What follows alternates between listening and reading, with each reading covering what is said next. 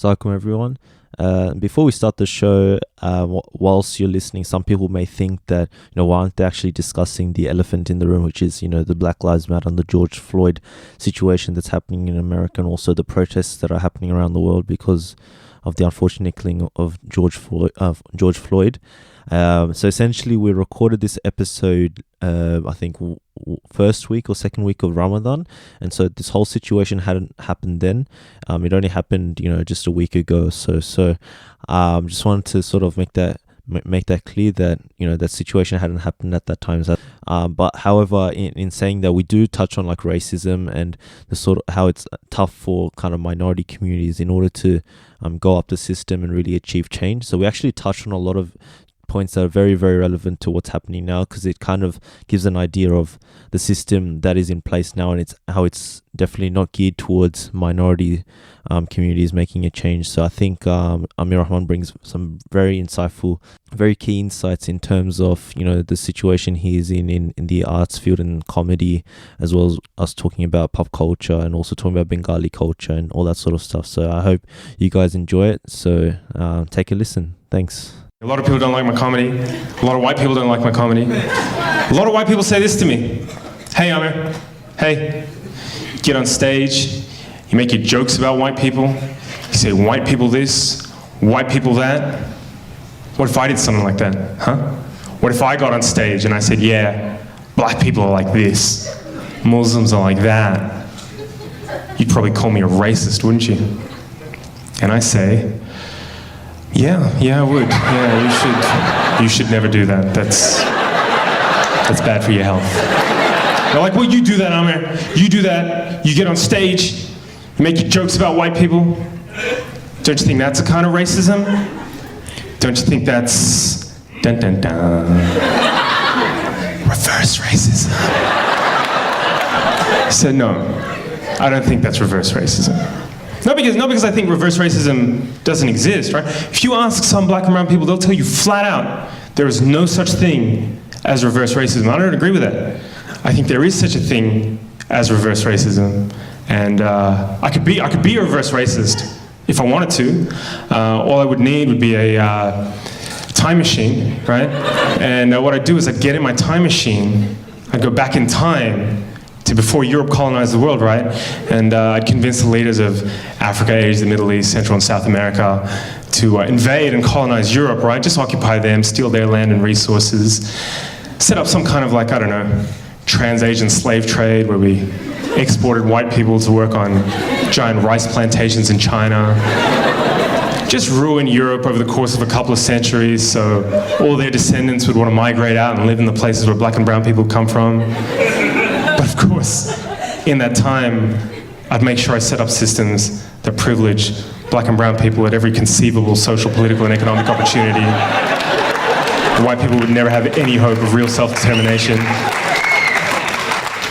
Just every couple of decades, make up some fake war as an excuse to go and bomb them back to the Stone Age and say it's for their own good because their culture's inferior, and then, just for kicks, subject white people to colored people's standards of beauty, so they end up hating the color of their own skin, eyes, and hair.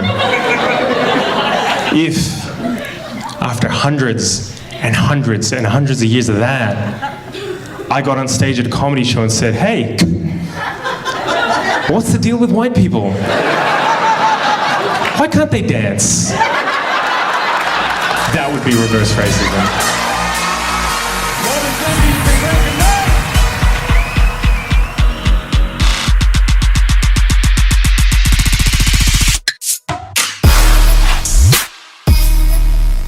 Kind of a random story because we've got some mutual friends, but I want to like verify if this story is correct, yeah. And for the audience, I guess I haven't really prepped you for any questions. I don't know if you're more about the natural vibe or planned kind of vibe, but anyways, I'll give it a crack. Go for it. So, all right, sweet. So apparently you've attended Rihla before. Is that correct? I did. 2010. Okay, so I think this story is correct, but a friend of mine who's a good friend of yours as well was telling me that there was a situation where once like you were too tired to attend class, and so apparently as you were in like wherever you're staying in your, I think, tent or something, apparently Sheikh Hamza or Yusuf walked in and was laying next to you, asking why weren't you in class. I think you were like too tired or something, and then you guys started talking, and you told him how you're a stand-up comedian. It's a very generous way to put it that I was too tired to go. Oh man! So is that true? When you go to Rally, you know, the first couple of days you're like, oh yeah, this is amazing. I'm gonna go to every single class. I'm gonna like stay up all night praying, and then after a few days you're just like, oh my god, this is intense. And so I think I was probably like the first person to stop going to one of the classes. And yeah, we were in this tent. This is in Rosales, and there wasn't enough accommodation at the place. They set up this massive like tent with bunk beds and stuff. It was really nice. So I'm in there alone because obviously everyone else is in class.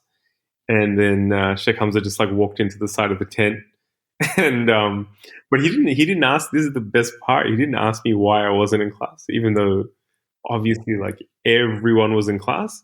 He was just really more interested in like the tent and like how it was set up and just checking it out. Like he was just kind of in his own world. Fair enough. Subhanallah. Like, well, did you like get an opportunity to like hang out with him throughout the time you were at Rihla, or was it kind of like at that time only? That was probably the most like one-on-one because he was very sick on that Rihla. Like he had to miss a couple of days of class, and also you know when Sheikh Hamza's anywhere in public, like he just gets automatically like surrounded by like a crowd of people. So yeah, that was probably like the most sort of one-on-one conversation I had with him. Yeah, like who told you that? And what year was Who this? told you that story, by the way? Is that guy gonna get in trouble? Because I don't want to rat out his name. No. You know Malik. You know we talked offline. I mentioned because Malik runs Mizan Avenue, so he was telling me the story. I think he visited Turkey and you were like chilling or something, and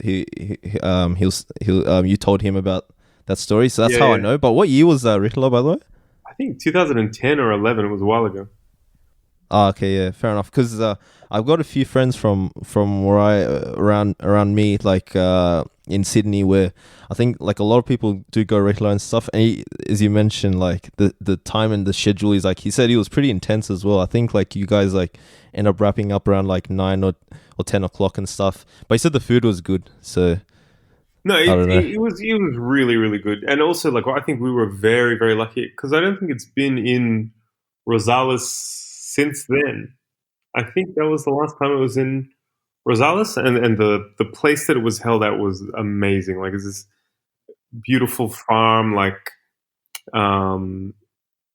just sort of custom built for these kind of retreats and stuff. It was really, really nice. MashaAllah. Well, where's Rosales, by the way? Rosales is in the south of Spain, near Granada. Oh, okay, mashallah. Yeah, that'd be mad retreat. Like, I assume like you would make quite a lot of friends from like all around the world and stuff like that. Definitely, yeah. And you know, we're all staying together because there's other rehlas where like, well, depending on the location, like people just have to stay in hotels and like you're just staying with like maybe 2 or 3 people. Whereas here we're kind of all staying together and eating together, and it was really, really good.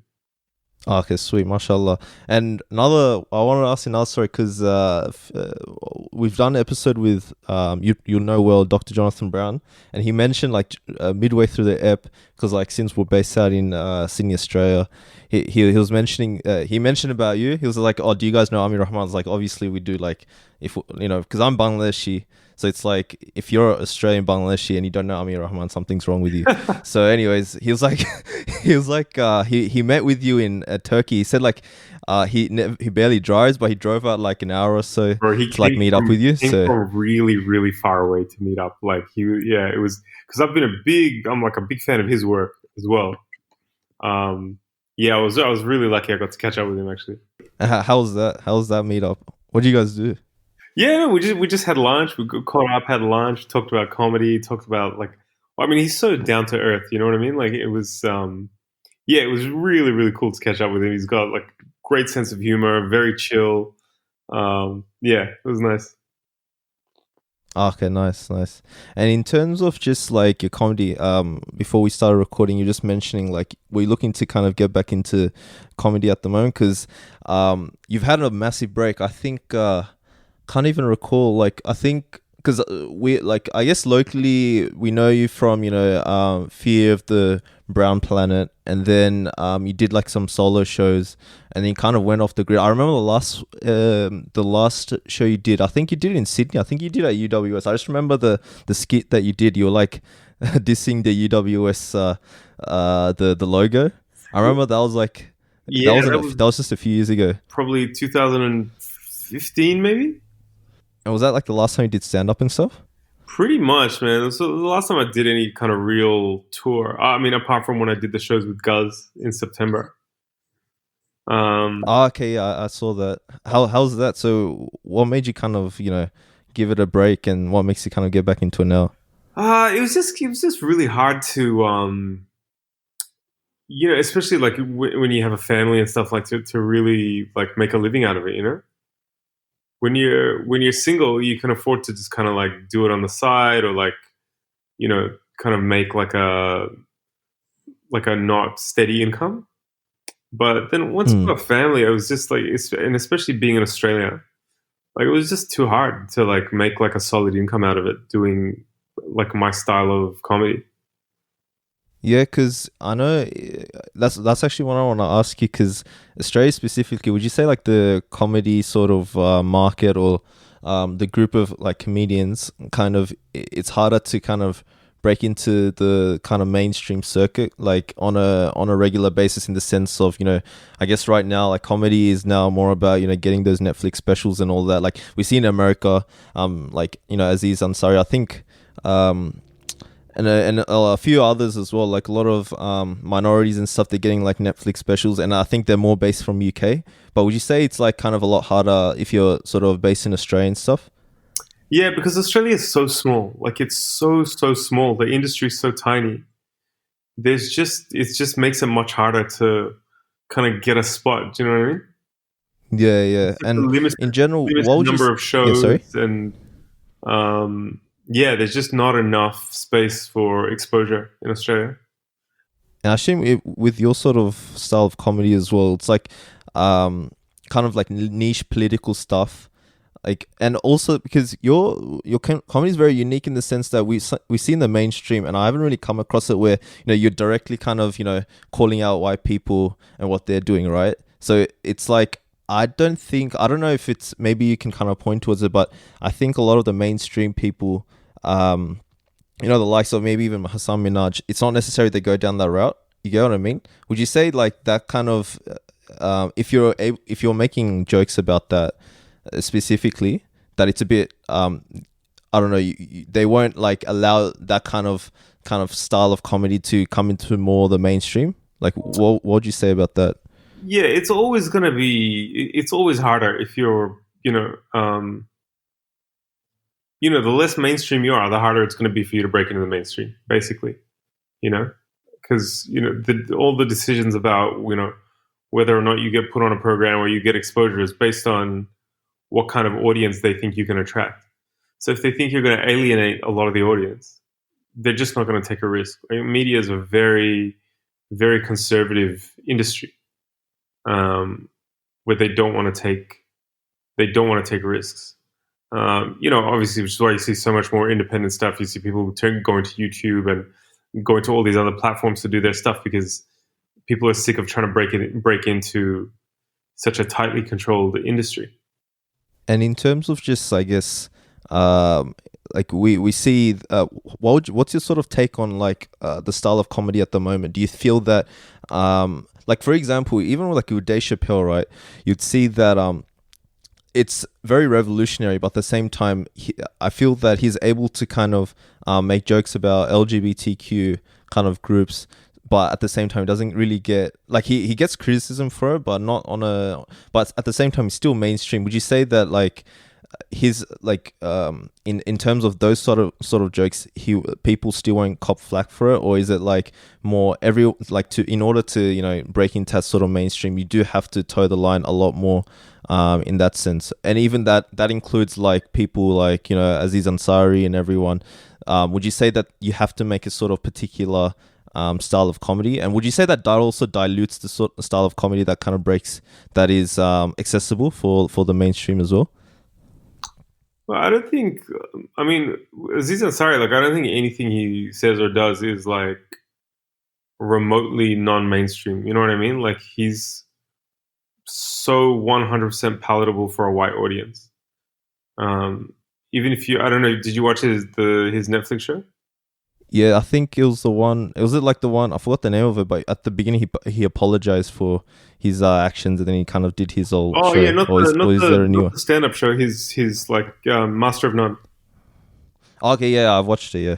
Yeah, so I mean, it's like a show about a brown guy who like basically only hangs out with white people, like and has like a couple of token non-white friends, but mostly is like hangs out around white people, has white girlfriends. Like that stuff is just completely tailored to a white audience.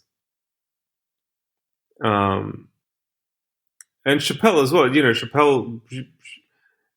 Chappelle gets is making like insane amounts of money from Netflix. Like none of the stuff that like I don't think it's risky for Chappelle to say anything because Netflix knows that whatever he says is going to make money. Yeah, and I think, and he's just built up such a rep, so it's kind of hard to put him down at this point in time, I think. Yeah, Tanzim, that's what I was gonna say actually. Salam alaikum, by the way. Islam. Yeah, he's got all these years like built up capital, and right now he can kind of get away with murder, so to speak, because he did get criticized a lot on his special about being transphobic and all that stuff. You know what I'm saying? But he couldn't have done, if that was his first gig, that wouldn't have worked. But he's got 20 years. He's been in the game that long, right? Yeah, and the reality is for like a platform like Netflix, they don't really care, right? Like if it's going to bring in subscribers and if it's going to be popular, they don't care. Like, after Louis C.K.'s whole scandal broke, Netflix took all of his stuff off. They put all of it back on. It's all back on there. So obviously, like, it wasn't like a moral decision that they made, like, oh, this guy's been accused of, multiple counts of sexual harassment. We shouldn't support him. Like, it was just like it was a PR thing at the time. And then after it dies down, like, all the content is back up there. Yeah, I guess that's like the nature of comedy as well. And in the sense as well, that makes it a lot hard. That just means that there's only like one specific style of comedy that I guess more like it's all about getting the consumers in, I guess. Would you say it's all like it's just fixated on more of that? I mean, even within that, because they want the maximum number of consumers, they still do have to make space for like alternative sort of voices, right? So you see like Hari Kondabolu or Hannah Gadsby or Ali Wong, like these not necessarily mainstream or traditional comedy voices. You also see them on Netflix. But there's still like, if you do like what percentage of the content are they, the majority of it is still like a lot of the same sort of mainstream comedy. But it's not that it's completely closed off to anything alternative. I mean, even Hassan's special, like I thought it was amazing. Like it was really something like, yeah, definitely. I loved it. Someone like me who has watched a lot of stand-up, like watching Hassan's special was the first time I was like, wow, this is something like truly original. Yeah, like I think that's what I want to ask you as well. Like, what made him? Because Hassan's like very mainstream now at the moment. He's got his own Netflix show as well. But even with his stand-up Homecoming King, it was just so relatable on like so many different dimensions. And the way I think the storytelling was in that show specifically was just, I think, superb. And it was able to kind of get the point across very well in a succinct manner. But did you happen to watch that Mahin, the Hassan Minhaj? No, I've only seen a couple episodes of Patriot Act. I'm actually not as knowledgeable about comedy as Tanzim is. I've watched Chappelle's stuff, and I like this old show. It's not something that I generally gravitate towards. I enjoy it. Don't get me wrong. It's just something I don't like. I think Patriot Act was something like, I was sitting in front of my TV one day and nothing to watch, and they just popped the. I think the one about Saudi. That's the one I wanted to watch because they got a lot of like attention in the news. Yeah, and I mean, like, what makes kind of Hassan kind of click as well in the mainstream? Because he I don't know if he kind of criticizes, like, he does this exact style that you would have done, but at the same time, he's been able to make it on get his comedy out there for the mainstream as well at the same time. I think also because Hassan like really sort of he worked so hard to like kind of slowly build his profile through the Daily Show. He didn't just come out of nowhere, like he was grinding on the Daily Show for a very long time, kind of building his profile, building his voice, and he's done it incrementally. So he did the Daily Show, then he did a special, then he did like those White House Correspondents' Dinners.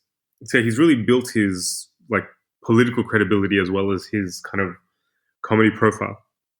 Yeah, and I guess hard work and stuff like that. Because sorry, I know we're asking all about these kind of other comedians, comedians. Is because like I guess we're asking you that specifically is because you're more in a unique position to comment because you've actually been there, done that, and you've also like I assume Hassan really well. You did that episode on Can We Kick It? Can you explain that a bit more? By the way, that series. I don't know if Mahin's watched it, but essentially, like, could you give a bit more details about Can We Kick? Because I really enjoyed the episode you did with Hassan and you, because towards the end as well, he mentioned like you literally like winged some of your performances as well, which is actually like it kind of blew my mind. But yeah, anyways, like, could you give more insight about that series in particular as well? That was a series where I went to New York for 10 days and just hung out with just my favorite artists, basically rappers, comedians, and we just hung out, told stories, talked about our work. So it's really just me hanging out with people that I really admire and whose work I really respect. So it's like Hari Kondabolu, Immortal Technique, Hassan, Azhar Usman, Brother Ali, a bunch of people. Yeah. Yeah, and the Hassan kind of episode, because you both, Mahin's really into shoes as well, so I know you're into shoes and stuff as well. Well, Aamer, actually, we've met before a long time ago in Chicago. We're at Talif or at Talif, yeah, because I think we're mutual friends with like Mike Swice and like Aamer Hassid. Yeah. Are you in Chicago? I'm in Chicago, correct. Ah, okay. Yeah, but I think it was like 6-7 years. It's been a while, but I do remember meeting you. Like you were in Chicago for like a couple of weeks, I think. Oh, it would have been even less. Probably just a couple of days. I remember running into you a couple of times because it probably was at Talif. Talif, or could it have been at Dr. Omar's house? No, I did not. I was not going to Dr. Omar's house at that point yet. Not Dr. Omar's house. Maybe Asim Kamal or someone like that. No. Okay. It probably was at Talif. I don't know if it was at someone's house. Yeah, because I remember you had a bull snapback on or something. I just remember that. Yeah. Yeah, and I guess in terms of what we were mentioning before, in terms of just I guess the style with the episode that you did with Hassan Minhaj, like you actually ended up talking like towards the end. Did you actually like? Do you feel that you just kind of wing it? Because you mentioned I think you kind of make dot points before your actual episodes. When you go on stage and then you kind of present. Yeah, we were talking about our writing process. So I've never been someone who like writes out my comedy. And some people do, some people don't. That's really hard to do though. Like, wouldn't you say like that means that it's more about freestyling essentially, like almost? No, because it's not like I just have some dot points and I go straight on stage. Nazim does that, which is actually insane. With me, like I've run through the joke in my head. You know what I mean? Like like I know the structure of it. I know what I'm gonna say. I don't just put down a topic and then just go on stage and wing it completely. But Nazim actually does that, and that's something that I've always just been in, like, completely in awe of him, that he can actually do that. Yeah, like I think, would you say is that like, because I remember when you were doing that one with Hassan Minaj, Hassan, like, it looks from what you're talking about, how you dialogued with each other, it seemed like he's more like, you know, every detail he's already kind of worked on it and memorized and all of that. But would you say, like, is there many kind of comedians that kind of do it your style, or even Nazim's style? We've actually met Nazim, by the way. I was at the Australian Muslim Achievement Awards. So, yeah, like, would you say, like, that kind of style is more uncommon as well? I think there's a lot, like, I don't think there's any way to be sure, like, how many people do it which way, and it's also a combination. You know, sometimes you're on stage and you do freestyle it, even if you have done the same joke 100 times on a particular night. You might just have like an extra bit that you throw on it. So yeah, there's no one set way, but I do know that I have never just gone on stage blind and just tried to talk about something out of nowhere. Whereas I've actually witnessed Nazim do it, and it's really well. It's actually, you have to, because that can either go really well, but if it doesn't work, it's terrible. Like, it's so terrible, because it's like you're not even telling a bad joke, like you're telling no joke, you know, like it's just like not coming together. So, you know, it's a very, very risky thing to do. And even with that kind of style of comedy, and even like, I think I don't, like, you're probably best to comment on this, but because like Nazim's a bit more mainstream now on the Australian media and all that. He's kind of, I don't know if it's changed, maybe it's the same, but you can probably comment on this, where before it's like you and him kind of, you know, make jokes towards directed at white people, but now maybe he doesn't do it as bluntly as he used to, but at the same time, maybe he does or maybe he doesn't. What do you think? Have you felt that there is a bit more kind of laxity in the way it's not the same as maybe what he was doing Fear of the Brown Planet? Or would you say like it's kind of the same style? No, I think Nazim's always been true to his style. Like, we have two completely different styles. And I think he's always stayed true to his style. And I think he still gets Nazim gets a lot of punches in. But yeah, in a different way. And people respond to it differently. Like, mine's maybe more direct.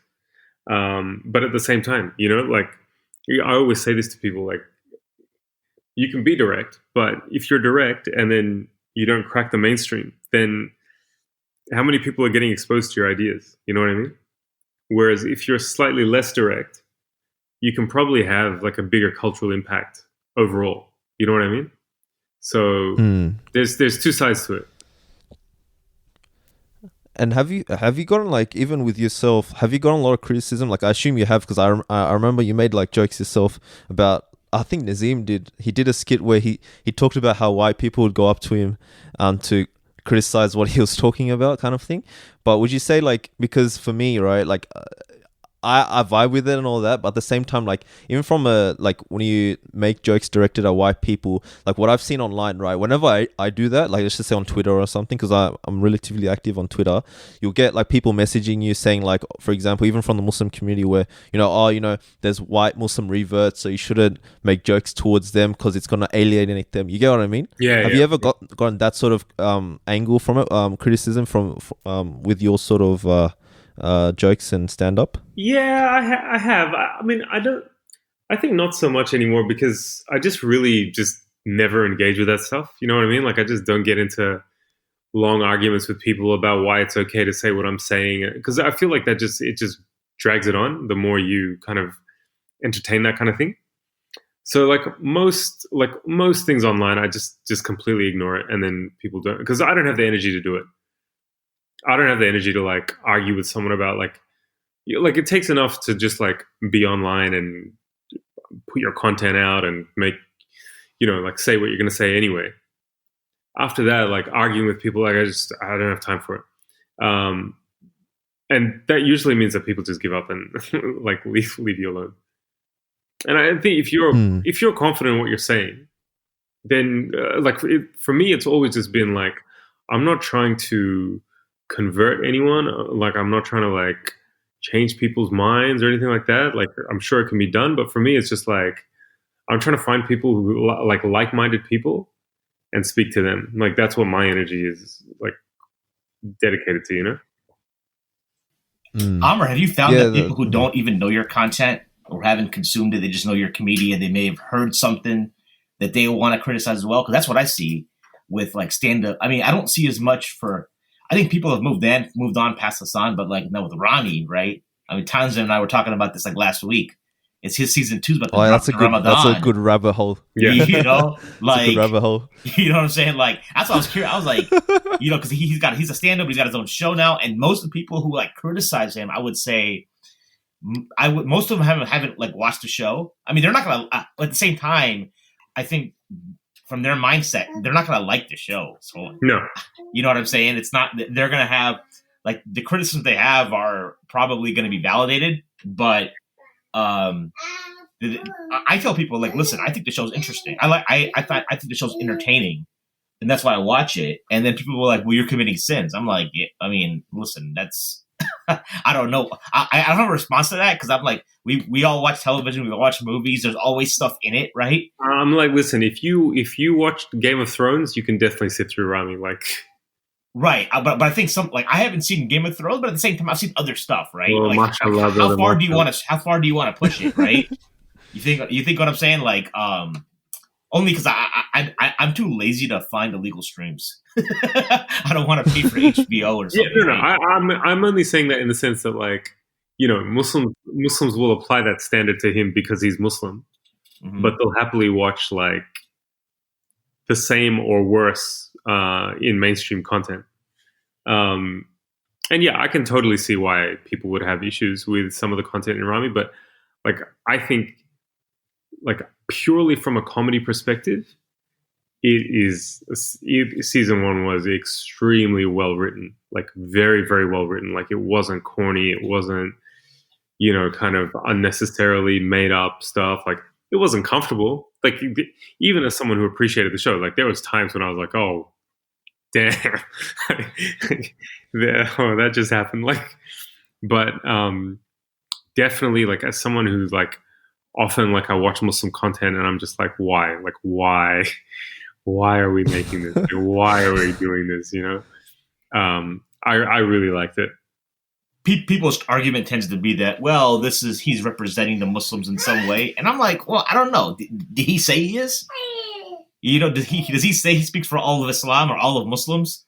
Right? Like, people want to put, like, every time there's like a Muslim creative, I think they, like, the community wants to say, like, you represent us, so therefore, yeah, dictate what you say. I think because we've been so badly represented for so long, when there's an opportunity, when you see a creative who has, you know, the power and the platform to, you know, create their own characters or whatever, then everyone's like, okay, it's your job to fix like 20 years of post 9/11 racism, right?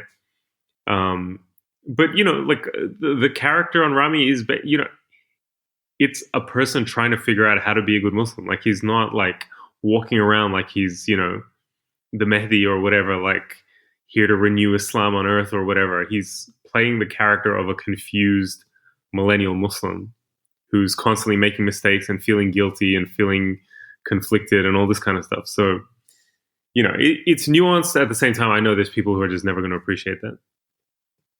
I think, yeah, there won't be people who appreciate it, but at the same time, would you say, like, even for yourself, like, when you're in the limelight, that you may, like, the Muslim community doesn't even get the, like, relevant representation as is. Like, for example, right, we were talking about Aziz Ansari before. I think he came out saying, like, he was full atheist. So kind of, when you have, like, a kind of guy that's Muslim, he's in the community, naturally, like, what the Muslim community will feel that is, okay, like, you know, they have a sort of responsibility to represent us in a sort of more authentic manner. I guess, like, Rami does do that, but I think he takes things too far. I think, like, the zina during Ramadan from a lady at the mosque is a bit, like, crazy as a child. Like, there'll be crazy scenes like that, and you're just thinking, why put this in? That's from my perspective, right? But in saying that, like, as well, Yeah, yeah, sorry. No. I definitely wasn't expecting that when I was watching it. I don't think anyone was. I thought it was just like get to know her, okay, like maybe DM her here and there, but not actually like in 2 hours, end up in a bedroom. That's a bit crazy. But I guess like what the Muslim community, like, since we don't like, we crave that sort of authentic representation, and in that I think you can have a further dialogue, because like, is it really authentic? Like, are we just perfect Muslims going around day by day? It's probably not, right? Like, I think in the Muslim community there's only like a small percentage that are actually like properly kind of devout, sort of practicing, right? So I guess like I can appreciate that. Like, we did an episode with Mahin and another brother in regards to like the show Rami and representation. But at the same time, like, I can respect that, like, yeah, we're not perfect, Muslim community isn't perfect. I don't expect them to be. At the same time, there is that sort of, level of expectation that happens naturally for a Muslim that's sort of in the community, in the limelight, in the mainstream. You get what I mean? Like, would you say you'd have that kind of expectation on yourself when you were like, when you were doing stand up and stuff as well? Yeah, definitely. Like, the only criticism that matters to me is like from the community. Like, if white people don't like it or conservatives don't like it, like I don't care, because I didn't make it for them. I don't write these jokes for them. I write these jokes so that like Muslims and like people of color can like laugh about racism, basically. So that's really like, when you make this stuff, like, you have to have in mind like who's it for, and then really like it's their criticism that counts.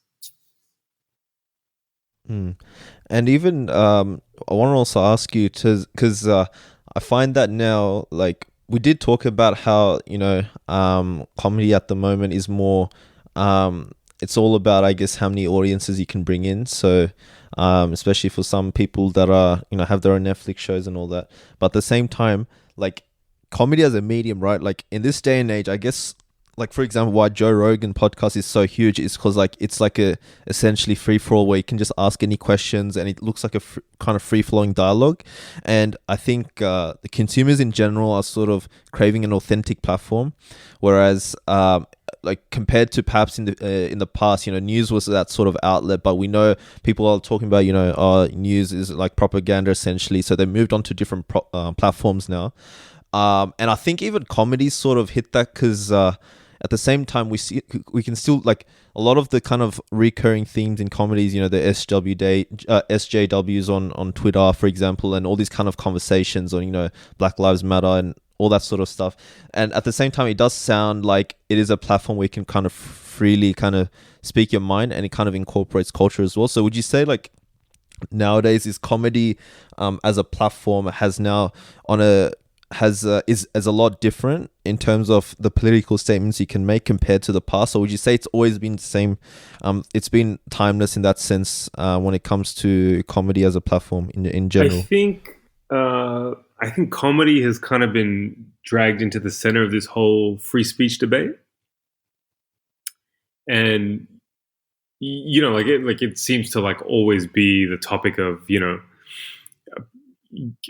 can't say anything anymore, or this person crossed the line. Like, there's always something to do with stand-up comedy is being discussed around in the context of free speech. But I also think comedians are like highly sensitive, like immature narcissists who can't take criticism. And we've gone from a world where comedians used to own the club, right? Like, you come into the club, comedian owns the club. If you heckle them, they rip you apart in front of the crowd, everyone goes home. And now we have social media where someone can leave the show and tell people what you said and get other people to criticize you. And then even people who didn't attend can criticize what you may or may not have said.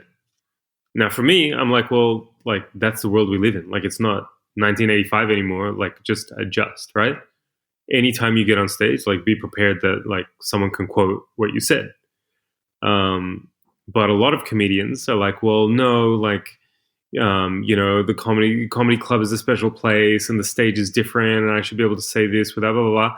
And to me, I'm just like, well, you just sound like these like safe space snowflakes that you're complaining about, right? Like, if I get on stage or I open my mouth anywhere, this podcast or on stage or in an interview, then I'm ready to defend what's going to come out of my mouth. And I think like comedians should just be ready to do that and not cry when, you know, whoever it is, like whether they call them SJWs or whoever else criticizes them. So what? Someone's criticizing you on Twitter. Like, move on with your life. Yeah, I think a lot of like I was talking to someone as well, like that whole idea of you know, we need to you know, they talk about cancel culture and all that. Like, that's a Yeah. big kind of recurring theme online. You know, the SJW shouldn't cancel people and this and that. But then people from the right are like literally going on TV shows and talking about we have to cancel the cancel culture. I'm like, dude, like Bro, it's such you're a doing the fake- exact same thing. Like, it's so hypocritical. fake. It's so fake. Who's cancelled, man? No one's cancelled. Aziz Ansari's not cancelled. Louis C.K.'s touring. Like, no one's cancelled. Like, no one's career is over. Even that SNL guy, you know, Shane Gillis, the guy who, you know, made the racist comments and then got cut from SNL. He's touring. Like, no one's cancelled. Everyone's talking about, oh, you know, we need to defend comedy. Like, what are you talking about? There is more comedy now, thanks to the internet, than there has ever been before. Like, there's never been something like Netflix that has literally hundreds of comedy specials. YouTube, like, you know, all of these platforms where people can just put up literally like uncensored whatever they want. So like, I just don't buy this idea that like comedy's being ruined and you know, you can't say anything. Like, it's totally fake to me. But you do have to admit that, like, for example, there was that one of the directors for a Disney movie got like people kind of dug up his tweets and he essentially got dropped from his role. Like, wouldn't you say that kind of culture does exist where like people kind of dig up your tweets like 10 years ago and kind Yeah, but then what happened? you know, He's back. He's back on the movie. He's back on Guardians of the Galaxy 3. oh, is he? Yeah. Oh, wow, I didn't You even know, know that. it's always the same as Louis C.K. Like, there's like a little bit of a storm or whatever, and like as a PR stunt, they have to kind of pull back, and then once it dies down, everything just goes back to normal. So And I guess to be fair, even though wait, like, even, yeah. like I like James Gunn, I like his movies. Like, they were some pretty bad tweets. Like, if you work for Disney, like, you can't have rape jokes in your tweets. Like, come on, like, that's just like. Yeah. You know what I mean? Like, anytime you work for a company or anyone, like, you know, there's like certain lines that like you can't cross. So for him to Yeah, for sure. Like, if, like, you yeah, know, sorry. that's kind of. But ultimately, like, it's ultimately like nothing has happened. He's literally directing that movie. Yeah, like I think essentially like cancel culture doesn't exactly exist. Like, it just, as you mentioned, it's like more of a storm in the moment and then kind of it fades away. People kind of forget about it and things happen. It's interesting. That's kind of because you in a video you're mentioning like I don't know if it was your video, but it kind of trickles down to, you know, the war on terror as well, like in the media, right? Like, you know, Muslim does something, oh, it's all kind of in the hype in the moment, and, you know, the media kind of latch onto it forever. But compared to, like, you know, a white guy doing a terrorist act, it's not taken in the same manner. It's maybe a bit of hype in that one day, and then kind of people forget about it. It's an honest question, like a conversation to have, in the sense of, you know, do white people essentially, and even in positions of power, can get away with a lot? You get what I mean? I don't know if the same can be said for maybe people of color. I don't know too many people of color, minority groups in the spotlight that have been cancelled, like quote unquote, like cancelled. But I'd say, like, in the sense of white people getting away with a lot more, I think that's definitely a conversation that needs to be had more in that sense as well. Oh, definitely. You know, as a person of color with, you know, any kind of profile, that if you mess up once, that's it. Like, it's over for you. You're not going to be given like a second chance the way, you know, a lot of other people have been. It's just not going to happen. Yeah, and that's kind of, it's cutthroat in that sense. And I think, like, alhamdulillah, like someone like even Hassan Minaj hasn't, you know, fallen into that, so he can kind of, I don't know, like, even for him, if he was to kind of cop criticism once, like, it's kind of, it'd be like a interesting kind of thing to observe. Like, would the kind of people be more and more critical towards him if it was to say compared to a white person, right? So it's actually like a fine line that we need to tread. It's unfortunate, you know, like even someone with Hassan's profile or Rami's profile, like, they have to walk like a very tough tightrope, because the level of scrutiny is just 100 times higher. It's like any job. Like, you know, when you go into a job or a workplace or whatever, as a person of color, you're going to stand out for more scrutiny. You're going to have to work harder. You're going to, like certain opportunities are going to pass you by. Like all of those same things apply in entertainment. So would you say essentially like for people of color or minority groups, like we can't really exercise that free speech that we, I guess the far right always talk about, right? We can't actually embody that in the fullest for us. And what would you say, like, what's the best way to go about it if we wanted to kind of speak our mind honestly and freely or freely on a platform? No, you definitely can. You just have to be prepared for what's going to come next, right? Like we are in a position to say whatever we want. You just have to realize that like you can't have it all, right? Like you can't say everything you want to say and have like a major movie deal or whatever, right? Like it's very, very rare. Like I can't think of anyone who's managed to do that completely from a Muslim perspective, right? And Palestine is probably the biggest stumbling block. Like I don't think you can be completely vocal and outspoken on Palestine and have like a very successful mainstream media career in the West. Is not possible so far. Would you say that's a recurring thing, like even with Palestine, right? Like I guess even in US politics, you have Ilhan Omar and stuff, like they're pretty vocal about Palestine and that, but we also know they get copped. They cop a lot because of it. I think they weren't allowed to enter, was it Israel, when the PMs and all that from America went, because I think Rashida Tlaib was denied entry. Yeah. She was denied entry, and then I think they reversed it, but then she decided not to go. I can't remember exactly what happened. But yeah, I mean, you can. So would you say like how much criticism they cop as women of color being outspoken politically? Like it's like a tidal wave of hate that they get constantly. Is that something you experience yourself as well when you're doing stand-up? Honestly, like a little bit, but I think like the difference between like what men get and what women get is just like actually not comparable.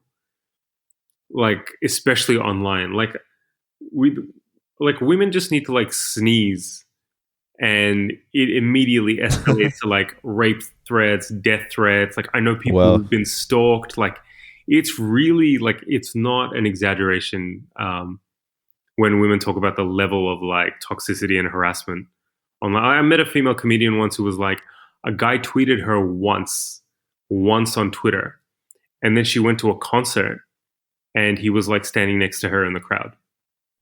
Oh wow. Like it's really, whereas as a guy, like you just don't have to worry about that stuff. Even direct threats that people make to me, I'm just like, well, like if this guy's stupid enough to say it out loud, like he's probably not the kind of person who's going to do anything.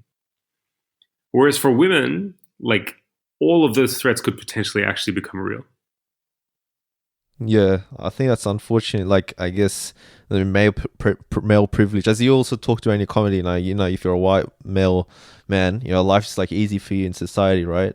But in that sense, compared to colored people or minority ethnic groups and all that, it's a lot harder to be able to go about sort of your kind of normal day to day, or even like do the same jobs that white people do, and not and be in more scrutiny in that sense as well. But I also wanted to ask you, because in your it's like, even like politically speaking, or in your stand-ups, it was really interesting because I guess in the Muslim community there's this whole kind of discussion about condemning terrorism. So like and you'd know this like yourself, like I think specifically in the Sydney community there was this whole kind of dialogue about moderates and extremists and all that, like the how the government kind of portrays things is that we need to sort of weed out the extremists in the Muslim community, right? And the whole kind of dialogue is that it's wrong to paint people in that manner and kind of look into the Muslim community, analyze them and all that to see if they're extremists and kind of monitor them. It's totally wrong in that sense. And I noticed in your comedy as well, why I bring this up is because in your comedy, so like that's why people say like you shouldn't be like openly, if someone, I don't know, some white person comes up to you and he's just like, oh, do you condemn terrorism, right? It's not like about saying, oh, yes, I do condemn terrorism, right? Because why I bring this up is like in one of your stand-ups, I think it was a while back, you did one about, you're going along, you like at the beginning you start off like, I condemn terrorism, this and that, and then you ended off with Israel. So like what I was interesting is because in that stand-up as well, you actually went on, like you embodied the fact that you shouldn't, you should stay away from the whole idea of condemning terrorism. So would you say that's the case for you? Like, would you say like, oh, if someone came up to him and was like, do you condemn terrorism, you'd kind of stay away from answering that question? You get what I mean? Because then it kind of feeds into the whole kind of politics about, oh, there's good Muslims, there's bad Muslims, there's moderate Muslims, there's extreme Muslims. You get what I mean? Yeah, I just be like, who are you? Like, who are you to come and like demand an apology for some random violence from me? Like, do I go around like asking white people to condemn Captain Cook and the Gulf War and like, any other terrible thing that like white people have done over the course of history? Like that question itself is a type of collective punishment. Basically, like you're guilty until you can prove that you're not one of the bad ones. So why should we play that game? Basically, Exactly, and that's why I guess it goes back literally to like even everything you say in comedy about white people and stuff. They just seem to kind of get away more because how many like I guess in the media and stuff talk about people going up to white people and asking them, do you condemn the pedophilia in churches or to all the random acts of violence in school shootings and all that. It just doesn't happen, right? There's that kind of like privilege that exists that how would you say like your sort of comedy, that like comedy is a kind of medium to kind of break those kind of notions down? Or would you say like how else would you kind of tackle those sort of issues in society and make it more equal or better for minority of people? like with comedy, I think like it's limited, right? Like there's only so you. I think you have to be realistic about how much you can do with your platform. So for me, it's like I'm not going to change like mainstream attitudes, but I do when I do my comedy, like I want to give young people like I guess like something that helps them like understand their experience, right? Like when I was growing up, like the music that I listened to, the comedy that I listened to, this was stuff that it kind of helped me understand racism in a certain way, right? That I wasn't like, that it was okay to feel angry about it, that it's real, it's not something that I'm imagining, it's something that happens to other people. Like that's I think as far as I can go with my comedy. That's what I'm trying to do. And I also noticed, like, for yourself, you've connected a lot with, people like, Dr. Cornel West. I think you did like a platform with him online on stage once, and even people like Akala. He did a tour, and we were in conversation. Yeah. And even with Akala, you kind of like linked up with him as well. I think you also did an event with him. Would you say, like, for yourself, is it more about kind of building those networks around the world for, with people who sort of, fight, I guess the privilege that exists in society and kind of join hands with them? Is that also some sort of angle that you go? Definitely. I mean, first, just as a fan, like I'm someone like Kyle, like I'm still such, even though I know him, like I'm such a huge fan of his. So for me, like the fan element is always first, and then after that, it's like, well, it'll be cool if I can do an event with him or whatever. Like these are such unique voices, and it's not like there's a lot of them everywhere, So when I have a chance to connect with them or build with them, like I always try to do it, and for my own benefit first, And even with Akala, do you feel that he has a big following, a lot of people do know him, but still not mainstream in the sense of how you and I may perceive it? Would you say that's the case as well? And would you say it's more because of the sort of stuff he's preaching? Definitely. But the thing about Akala is that he has, and this is the thing, like, independent artists can have like a massive impact. And look at someone like Immortal Technique, like completely independent, massive worldwide following. And Akala is very similar. Like Akala is, completely independent. He he does his music. He also does a lot of like community work and like youth work and stuff like that. And I think he's found like a really good balance of that stuff that like makes a good income. He can express himself like artistically. He doesn't have to compromise himself politically. It's like I think that's like a really amazing. And also Akala every now and then does get mainstream platforms. I think it's like really, really impressive. At the same time, it's like pretty difficult to able to do, right? Like for example, someone like in even like perhaps around my age or in my situation, like they want to sort of make that impact, but at the same time it's not easy, as we were mentioning before. You got to toe a certain line to get into the mainstream, but at the same time you do want to perhaps work on the grassroots like Akala is, but at the same time it's you gotta like feed your family and all that, and as we were discussing offline, so it's really hard. Like it's really, really difficult. Like either you've got to have some sort of side hustle that you're kind of doing to get by and are able to do this on the side, or you can't be able to do it all at all. You get what I mean? So would you say that's like the biggest hurdle as well? Definitely. In artistry, I would say that to anyone who's thinking of like pursuing art or performance or anything like that, and wanting to be independent or political. I would just say like, don't fool yourself. Like it's extremely, extremely difficult, and don't expect help from anyone. Like if you're gonna do it, like just be prepared for it to be very, very tough, because you're basically entering a industry that is set up for the total opposite reason of what you're doing and why you're doing it. Well, that's pretty daunting. We have some audience or listeners that this is true for music. It's true for comedy. It's true for film. Like entertainment in general is not designed to educate people or like challenge ideas, right? Like it's there for people to basically switch off. So if you want to come in and be like, actually, guys, this is backwards, let's do it my way, everyone's going to tell you to get lost. And how would you say, like, because that means like the whole system essentially is like set up for the, as you mentioned, complete opposite for what you're doing. So it's almost impossible then to actually get that sort of impact across culture. I think like perhaps like the only one that's really done it, I don't know, maybe you can add your thoughts as well, but like Malcolm X is probably like the big example, right? And after him it's not like, I don't know, like it's kind of hard to kind of pick out the few that may have done it as well. There's like Muhammad Ali as well, Malcolm X, but it's really hard to get to see others who have had that same impact as him.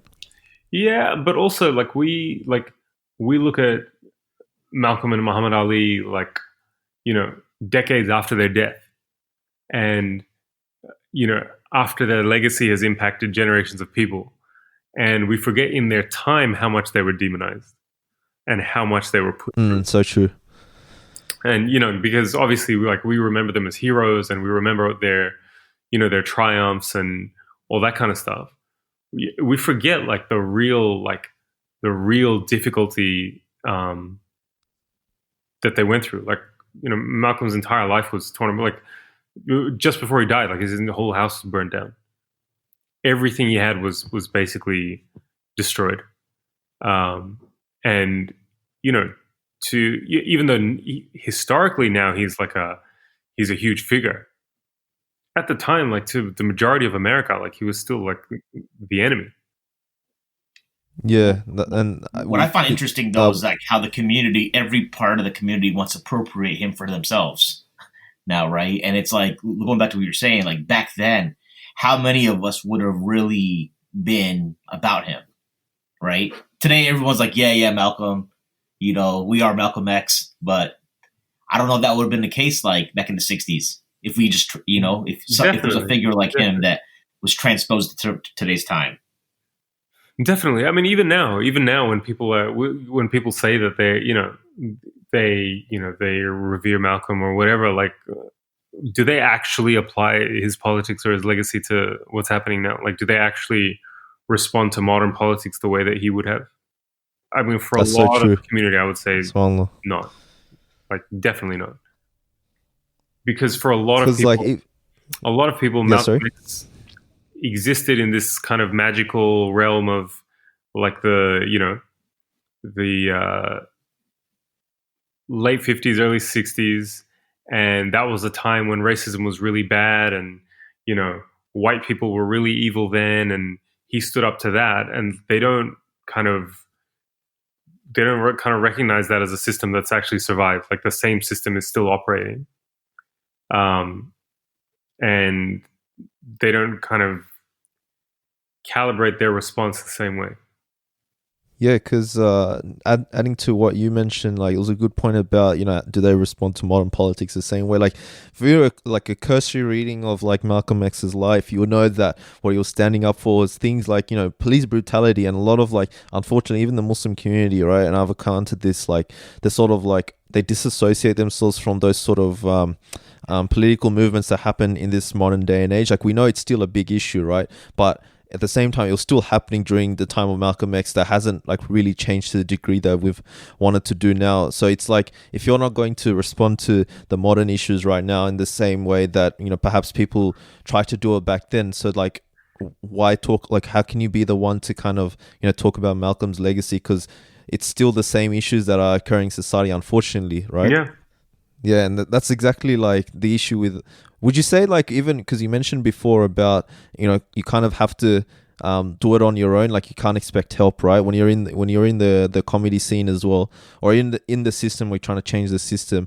Would you say that, like, for yourself as well, like if it was a more of a, you had to, it was like a lone road, you had to walk yourself and you had to do a lot like yourself, and you felt that at times maybe you expected the community to have your back and you didn't really have it? Or have you found generally like I assume obviously like the audience, your fans come to your shows and they're supportive of what you do, but I'm talking about in the sense of actual proper support, right? Because even for ourselves, like our boys in the cave, we know what that means. Like actual support is like logistics and this and that. People can kind of praise you for your works, but they're not going to help you with the dirty work. You get what I mean? Look, honestly, the community, I felt, always had our back. Like, that's how we actually managed to do Fear of a Brown Planet in the first place. Like, talking about two people who had never done stand-up comedy before, and then we were able to sell out like entire seasons at comedy festivals. And that's because it wasn't like normal Melbourne Comedy Festival customers or Fringe Festival customers. It was the community who was coming to support us. So that, alhamdulillah, has always been amazing, the Muslim community's support. But the Muslim community doesn't run entertainment. So, the Muslim community can support you, but that's not going to help you like get a TV show or get booked on a panel show or stuff like that. When inside the industry, you're alone, because there's very few people in there who think the same way as you, and who have the power to, open doors for you and stuff like that. I mean, especially in Australia. And have you felt that, like, because I have to be honest, man, like that Fear of the Brown Planet, like watching all the clips online, right? It's such a unique sort of like tour, or the comedy skits that you did. SubhanAllah, like literally, it's one of the like most unique. I think it's one of the best that I've seen when it comes to relatability. When it comes to struggles of minorities, especially in the West as well. I haven't seen that kind of style of comedy at all, and I highly recommend like our audience to check it out. Like it's literally a YouTube page, and you can just binge on all the 2-3 minute clips. But like that kind of style of comedy, and I think we talked about at the beginning, it's super unique. Would you say that like you felt that those kind of specific comedies that you were the skits you were doing were they're not being done at all in this current day and age? Or would you say, like, would you recommend to maybe the audience as someone else that's doing a similar line of comedy that you're doing? Because the way that you articulate, like for example, you give a lot of examples where sort of things that, like, for example, when minority of color have to engage with white people, even the way their voice has to change, or the way they have to present themselves change, because you have to pander to a sort of whiteness that exists in society, and you articulate it very, very well, alhamdulillah. So would you say like you purposely sort of went for that angle because you know it's not happening at all in comedy at all? Or would you say that, okay, nah, there is a sort of genre for this and it is happening either in the mainstream or not? I mean, the reason that we did it was because that was just our experience, you know? Like that was, you know, when 9/11 happened, I was 19. How old was I? Let's say 19. I was 19, or yeah, look, let's say 19. I was when 9/11 happened, and you know, we started comedy maybe 5-6 years later, like just after the Cronulla riots happened. Like that was our experience, like being Muslim in this like backwater redneck country called Australia, and you know, all of our friends had the same experience. Like we're just talking about the stuff that would make us laugh. And it was unique because in Australia there was nothing like that at the time. Like in general, let alone from like the Muslim community, which is like this tiny 1-2% minority in the country. So yeah, I mean, it was just what came naturally to us, you know. Could you also explain, like, when the did the Cronulla riots happen around the time of 9/11? Because I was a young kid back then, yeah, and I would see it all over the news, but I never really knew. And I think you mentioned in a skit as well, like, no one actually knew what was the reason for that, right? All you see is like white people wearing capes, as Australian flags as capes, kind of going down like Cronulla and fighting like all the people and stuff like that. Could you like elaborate on what the actual situation was? 9/11 happened in 2001, and then the Cronulla riots happened, from memory, December 2006 or January. Like it was the summer of 2005, 2006, I think. Let me just check, since I am on a computer. I think I was like 10 years old then. But I remember it was all over the news. Yeah, like it was a big thing. December 2005. Basically, these right-wing radio jocks like Alan Jones were kind of, you know, whipping up all this like anti-Lebanese, anti-immigrant sentiment. You know, they're taking over the beaches, and then there was the whole thing revolved around this rumor of apparently like some Arabs attacking like an Australian lifeguard. Which was never accurate. Like I never actually saw any evidence of that. But yeah, then they started sending text messages around. Everyone get down to the beach. We need to take our beaches back. All this kind of nonsense. And yeah, they just went on this like insane drunken rampage, beating up like anyone who was not white. It was horrific. Like it was actually like a horrific thing to see. And also like this was also happening against the backdrop of, you know, 2001. The 2001 election is when the Howard government, you know, really started introducing a lot of like very hardcore anti-immigrant, anti-asylum seeker, anti-Muslim kind of rhetoric. So that had been building for like 5 years. And then, you know, you saw the riots happen, like this extreme nationalism. And when John Howard was interviewed about it, whenever he was asked on Channel 9, Ellen Fanning did the interview. She said, you know, there have been Nazis and white supremacists down at these rallies, like openly, sort of open white nationalists attending these, were at Cronulla. And people were, you know, using the flag as an obvious symbol of white nationalism.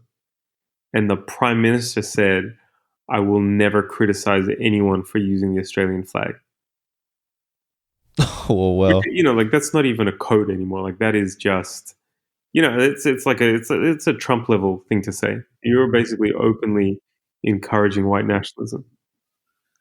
And would you say like the media as well, they were kind of portraying it from what I was like when I was a young kid back then, but I remember it was kind of the sympathies for the white people.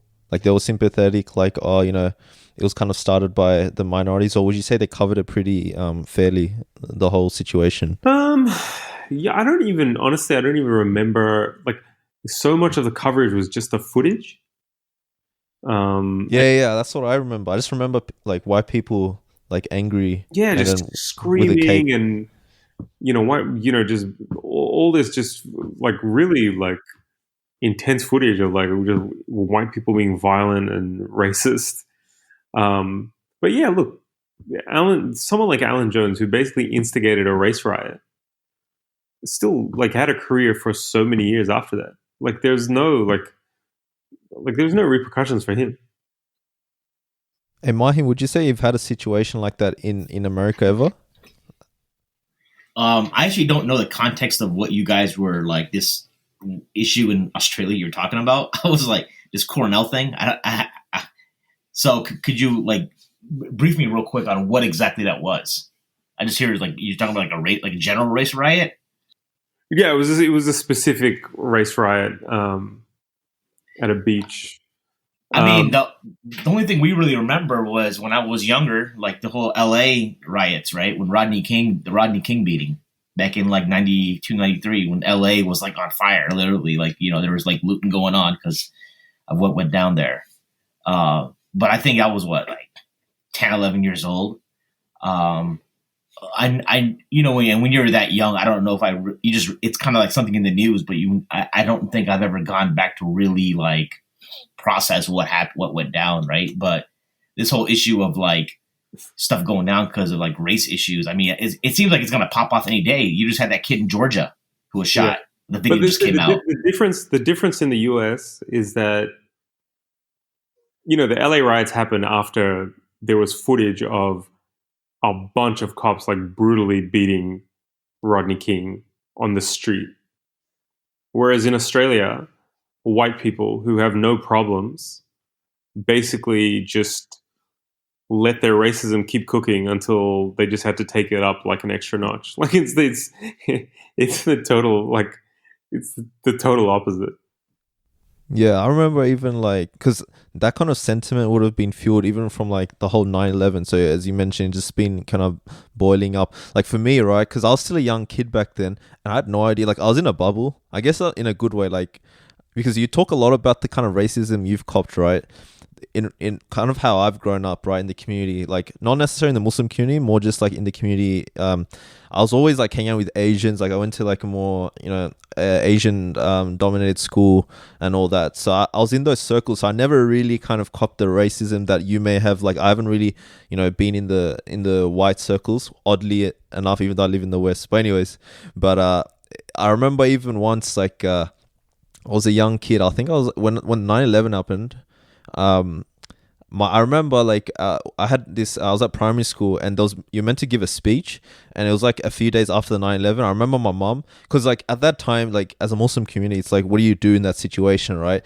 And then to not cop the racism from white people, you're meant to show, or it's like for you to not get attacked or whatever, you have to show that you're super sympathetic as a Muslim community. You get what I mean? Like especially for the older generation that kind of aren't in tune with how to navigate that sort of situation. They have to just show that they're super sympathetic so people can see it, so then they can see that you're not one of the bad guys. So I remember my mom like made me change my speech that I had to do to like talk about 9/11. I remember like she helped me write it down fully, and then I had to present it, and I had to be like super sympathetic about it, and it was just weird times. Like it kind of changed the dynamic. So that was kind of my memory when I was a young kid. But I guess for yourself, have you had any kind of like situations like after 9/11, like seeing the sort of the whole dynamics shift? Because you would have been like pretty young too, right? Yeah, like he was like 19. Around 1920.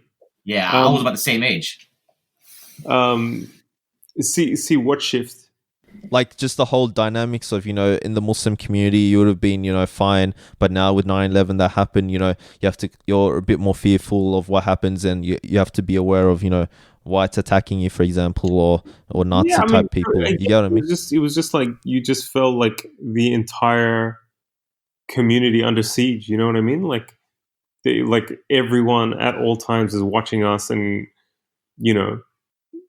dissecting us and wanting to know what we think and why we think it and all this kind of stuff. And it's weird because like you see all that, but then when you live inside the Muslim community, like it's like its own bubble, right? Because Muslims, like, we're so used to it in a way that sometimes we just kind of forget that it's there.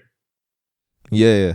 100%. And then you watch the news or you watch an interview and you're like, oh damn, like that's I forgot, like they really hate us.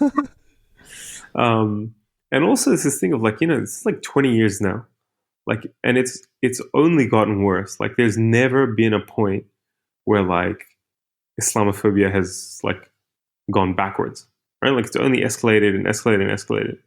And over 20 years, like it's like, you just like you adjust a little bit and then you adjust a little bit and then you adjust a little bit and then you're like, oh, there's a Muslim ban. Oh, there's like, it's such a gradual, constant thing that you really forget like how extreme it is. Because once something happened, even Christchurch, right? Like it's shocking and it's terrible, but then like you readjust.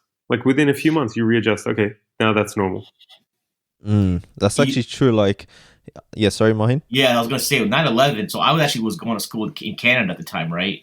And I think my experience was kind of unique. So being in a university on a college campus, you're kind of in a bubble. First of all, secondly, everyone knew I was American, so people were giving me condolences because of what happened in America. Because and I was very like known to be like American.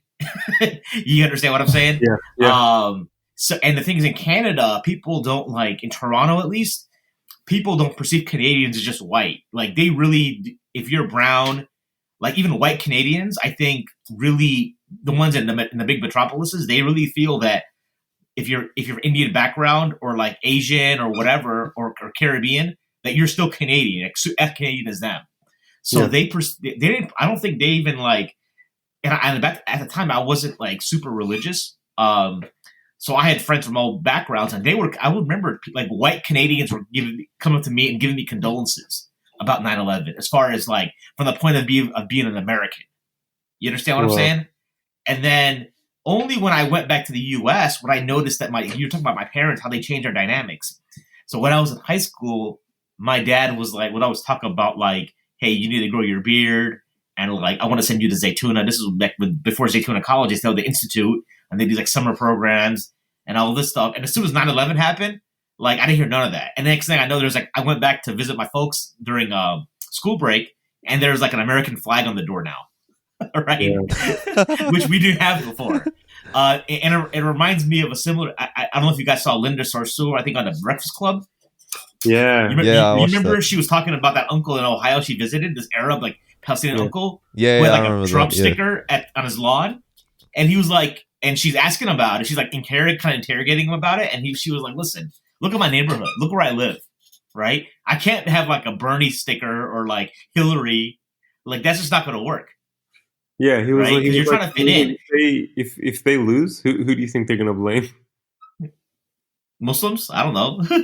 No, that's what he said to her. He's like... Yeah, right. I don't put this flag up and their team loses. Like, right. Exactly, and so I think but you got to understand that our parents came from countries where like you couldn't just talk about the government, you couldn't say stuff like that. There was no free speech, right? So, and it doesn't matter what we tell them now in America, they're still like, oh, it still doesn't work. And granted, like there isn't full free speech. Like there are stuff like we know, we all know people who are like people our age probably are doing time in jail because of like something that was probably said in an email. Right. So, but I think that fear from our older generations kind of like caused them to react that way. Yeah, definitely. I think, we can be really hard on like our parents' generation for being apologetic and, they're playing into respectability politics. But honestly, at the end of the day, like, could anyone be prepared for 9/11, like for what it was going to do to the community? Like, I do have sympathy for people who, because they're not trained. Like, that generation of uncles, like they're not trained to be like, media spokespeople or like, PR spin doctors. And even if they were, like the weight of what they were up against, like there was just no way, there's just no way it was going to turn out any other way than it did. Yeah, I think like yeah, that stuff like for our parents' generation is more from, coming from, all of us three are Bangladeshi, so like assume like all our parents would have come from Bangladesh. Like first generation here in the West, they just wanted a good job and all that, and that's, about doing that, and then suddenly boom, they encountered with all this sort of, like, it was pretty sad. Like actually, like 2 weeks ago, like I was at the mechanics, like I'd fix my car up. My dad was with me. I was just asking him because like that morning, he was taught, like, because my dad's obviously Bangladeshi, and he can speak Urdu and Hindi. So I forgot that he could, but then randomly on the phone he's talking to some Hindi friend in Hindi. So then he's kind of struck my mind, like I might ask him more about personal stuff about his younger years, because he lived in Pakistan before the 1971 war happened, and so he was telling me that like he copped racism there as well for being Bangladeshi. It's pretty funny, but at the same time, even like then I asked him like, why'd you settle in Australia? He's just like, look, in terms of the weather and stuff, he'd say like, all he was alluding to is just like Australia's just a bit more lax when it comes to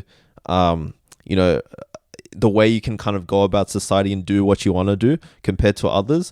And it was pretty tragic because it's like the standard criteria is just essentially, at least it's not as bad as other countries, or it's not as bad as it is in America. You get what I mean? So he's like, at least we can still pray, at least we can, fast, at least we can do this. And it was pretty tragic because it's like, those are the bare minimums that I guess our parents' generation were looking for when it comes to, migrating to the West. You get what I mean? Exactly. And that's actually like, and white people don't get that. That's like the most tragic thing, right? Like for us, it's like, at least we can get those bare essentials done, and then it's good for us at least, right? But even like, for example, you're probably familiar of the incident that happened with Kama Nizamuddin. He got jailed for that notebook thing. Do you remember that? Like, there was like a big scandal in Sydney. When was this? This was I think last year. So essentially, why I bring that up is because Kama is actually our friend. He's actually a friend of mine. Like, I knew through the MSAs. And what happened is that he was charged with, like, there was a notebook, and apparently it planned to assassinate the prime minister and all that. And it ended up being Usman Khawaja's brother. Sorry? Is this the one where the other guy planted it on him? Yeah. He got planted on him. Yeah, I know this guy. Yeah, that story.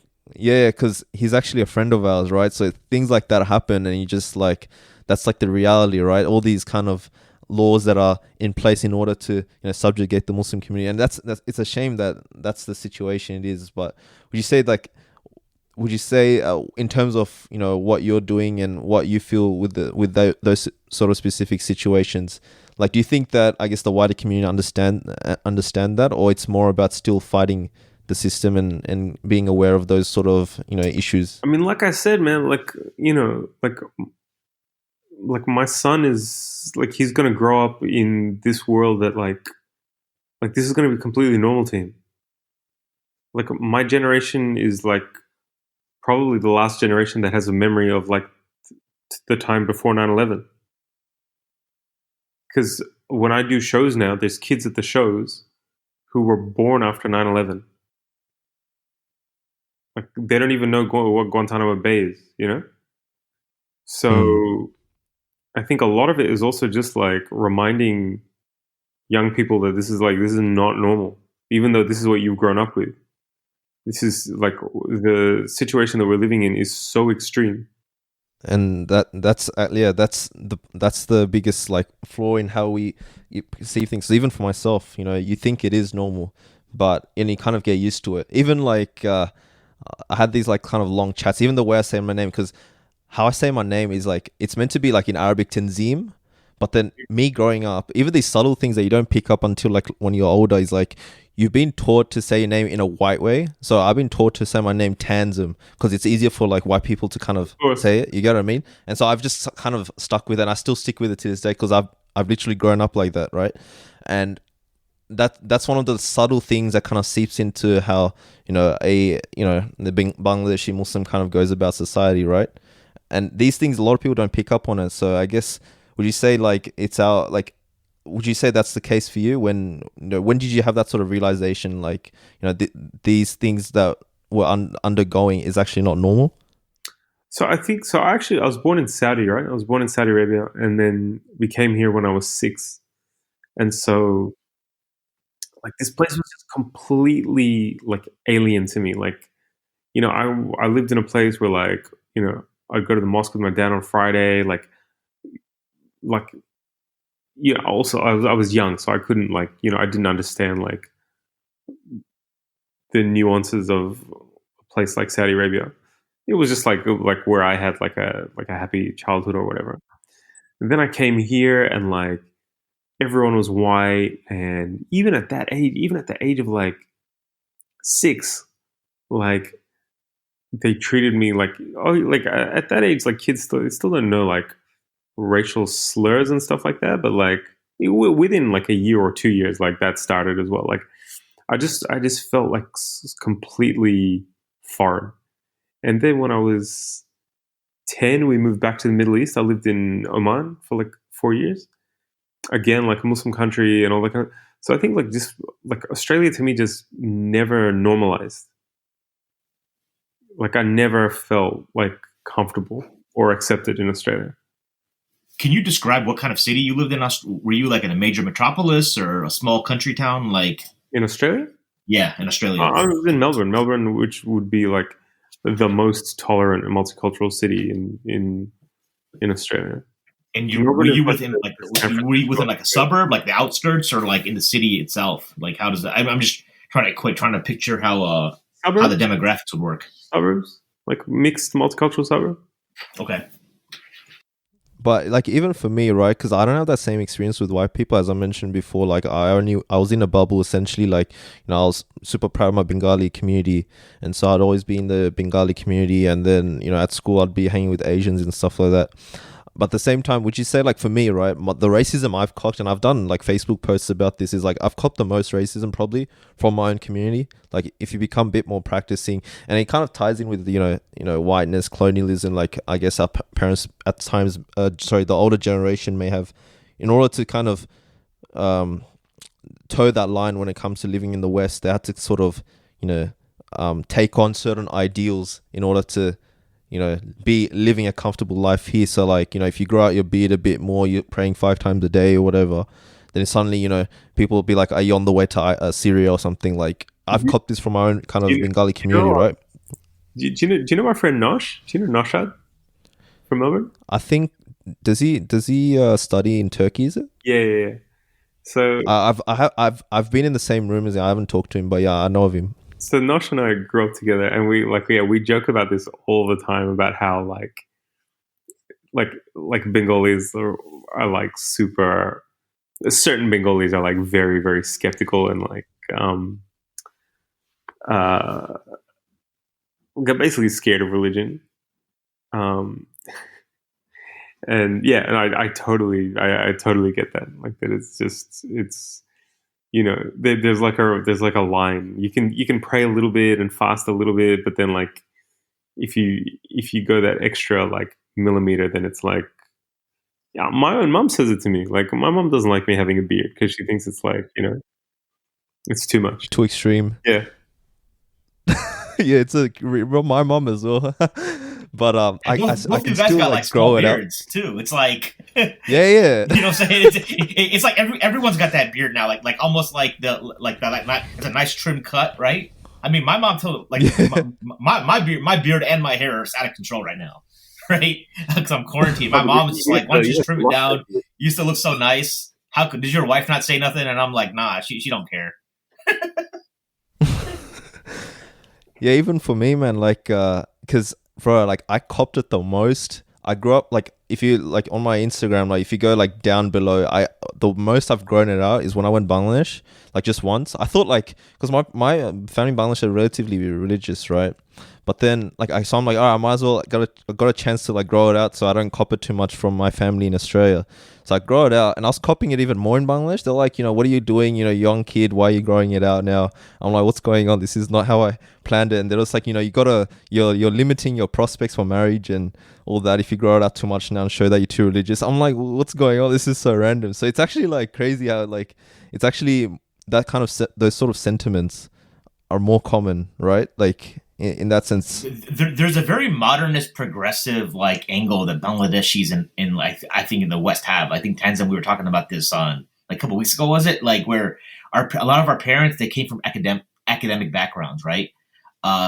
I don't know if it's like that in Australia, but in the United States, I see that a lot. Like a lot of a lot of the Bangladeshi friends that I grew up with, and my parents' friends, they're all like PhDs. They all came for like as Fulbright fellows or whatever, and then went to grad school and they work in academia or like their chemistry. Yeah, I think Amir's dad's PhD in electrical engineering. I remember in a joke. Okay, is that correct? Correct. You know, so it's very much like do our research, and therefore, dang, that's impressive, Tanzim. But like, I would say that like, what I'd say is that because there's a perception that like, I remember I was at a halakha, man, and so one of my friend's dads, he was like also a professor at a community college that I took class. He taught physics, right? And he said this like the Quran, like as he was talking about Ibn Kathir, like tafsir. And he was like, Ibn Kathir is a man and I'm a man. Why can't I interpret? Right? Because there's this like perception that like, oh, well, I have a PhD in physics, right? And it doesn't help that like back home that maybe some of our Maulana Sabs aren't like those educated because they were like, they flunked out of the other like more prestigious like faculties, so to speak. And then they had to go to madrasa. But yeah, there's just like this whole progressive like, almost like a Quran own, like, because nobody will diss the Quran, right? That's what I've seen. But a lot of these uncles are very much like modern in the sense like, well, they want to reject a lot of hadith or reject the hadith outright, and just say, like, it's nice to have it. If we need it, well, we got it. But the Quran is really all we need, right? And like madhabs are irrelevant and stuff like that. Well, we're not even getting to that point, yeah. And then and when you talk to them, it's like, man, this is just like it's like compound ignorance. I was talking to a friend. I have a friend who's affected by this methodology, and he was like, "Well, how come they're always fighting the madhabs? Like, they're not fighting. Like, what are you talking about? There's like, you know what I'm saying? Like, there's like perception that like just because we disagree means that we got beef. I mean, where did that come from? Yeah, it's a very like it's weird. It's like it's educated people with an uneducated view of the religion. I think it's like it stems from a lot like, just kind of seeing as limiting religion just only on the private sphere, like only just your connection with God. Like obviously it's a big component, that's what religion helps us to do, but at the same time they kind of limit it only in the spiritual realm. So when it comes to kind of outward actions, for example, like praying and stuff, they get, a bit more hesitant, and there's that sort of fear that kicks in, like, you're becoming too extreme. And would you say like you've experienced that a lot? Like I know you travel a lot around the world, and you've traveled a lot, and even with your experiences, would you say like that's a kind of common theme amongst, most Muslim communities, or would you say like it's more exclusive to just particular groups? I mean, when I travel, I'm mostly hanging out with like my friends and like people who come to my shows. So, I'm not hanging out with uncles in the community there or anything like that. So, not really. I think the more, I think I've probably gotten more kind of suspicion being a comedian than anything else. Like why would you? Your parents came all the way from Bangladesh and you decided to go become a comedian.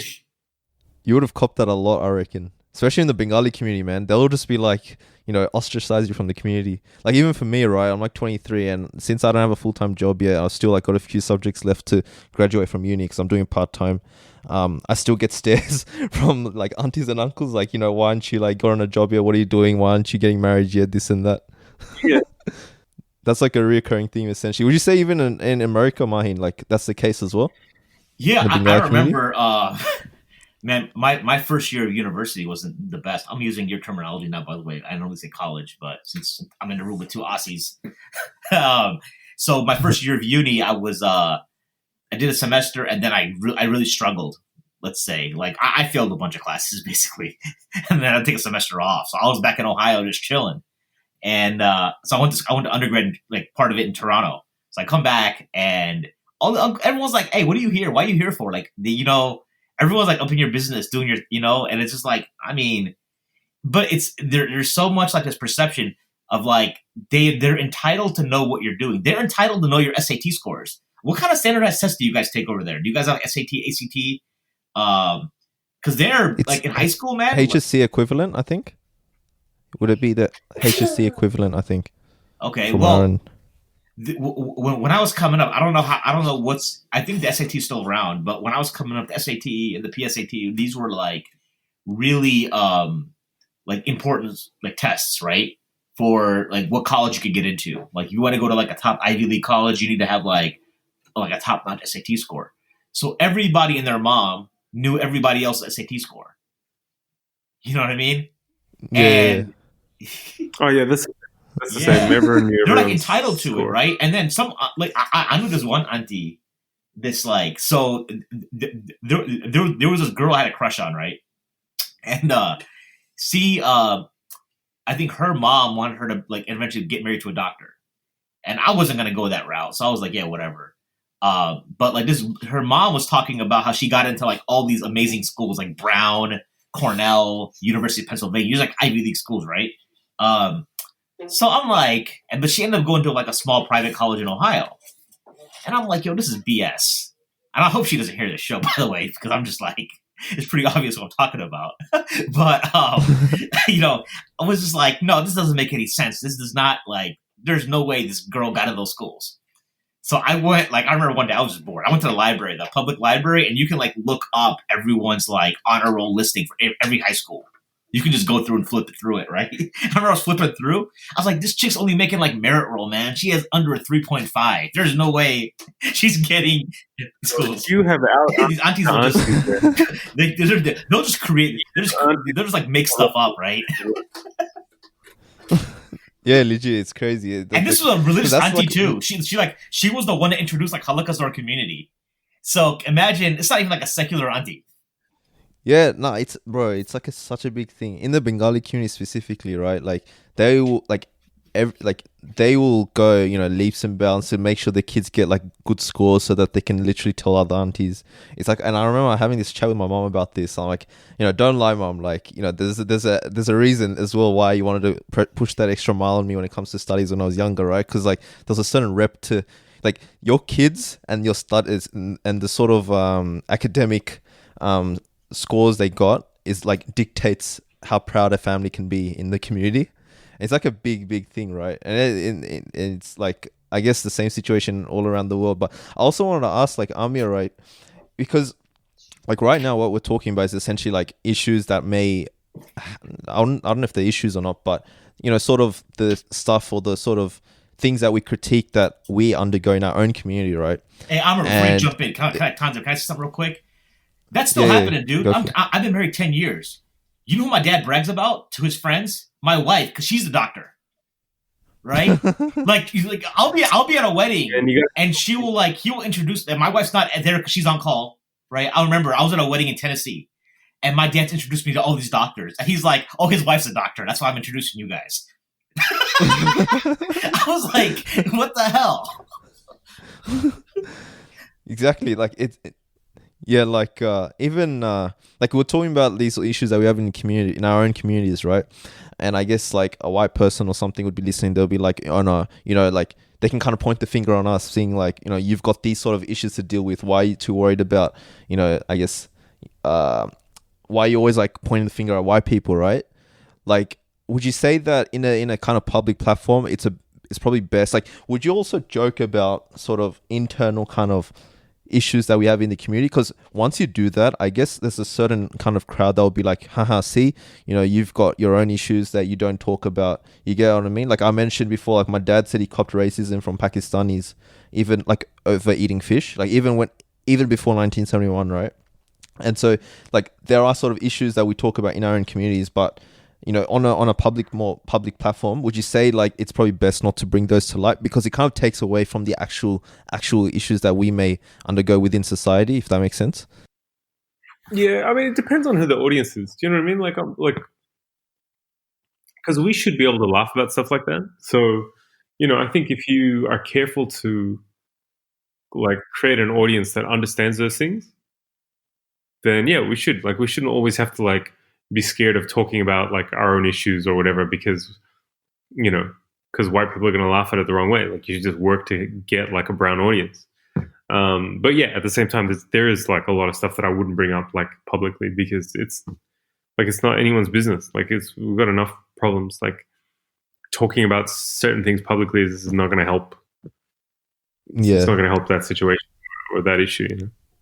And even with one of the, I think I guess people that may critique certain comedians that are, you know, maybe brown, for example, is that, you know, back in more like earlier years, the way that they would have approached comedy is like they're making fun of their own culture. Like that's the reason I was bringing up, like, for example, like Russell Peters, right? He's really, really famous. He went on the limelight because of those videos. You know, he was, you know, making those you know, Asian accents and kind of laughing at the kind of brown community and making those accents. You get what I mean? And I guess nowadays some people may make that critique of like, you know, it's sort of wrong to sort of go about comedy in that manner, simply because, you know, you're putting, you know, you're kind of pandering to a sort of wide audience because you're just laughing at minorities. You get what I mean? So would you say like at the same time, I guess, like, I don't know if Nazim does that. Like Nazim, like the way he does the accent, maybe probably not in the same category, but you get what I mean? Like there's that kind of criticism as well. Like what's your take on that as well? Yeah, again, like I'm never gonna say like we should never do accents. You know what I mean? Like we've grown up like in a certain culture, like we should be able to talk about it. You know what I mean? Like because that also turns into a certain kind of respectability. Like, oh, like, you know, we have to preserve like this weird image of ourselves. Like, I mean, why shouldn't we be able to laugh about how we were raised and like how our moms threw sandals at us and that kind of stuff? But it's a question of, again, like, how are you approaching it? What is the point to mock your community for a white audience? Then for me, like that's you know, that's terrible. That's like, you know, Aziz Ansari did that pork episode. Do you know what I'm talking about? Yeah, I know what you're talking about. Like, you know, that kind of stuff to me is just like, it's just gross, right?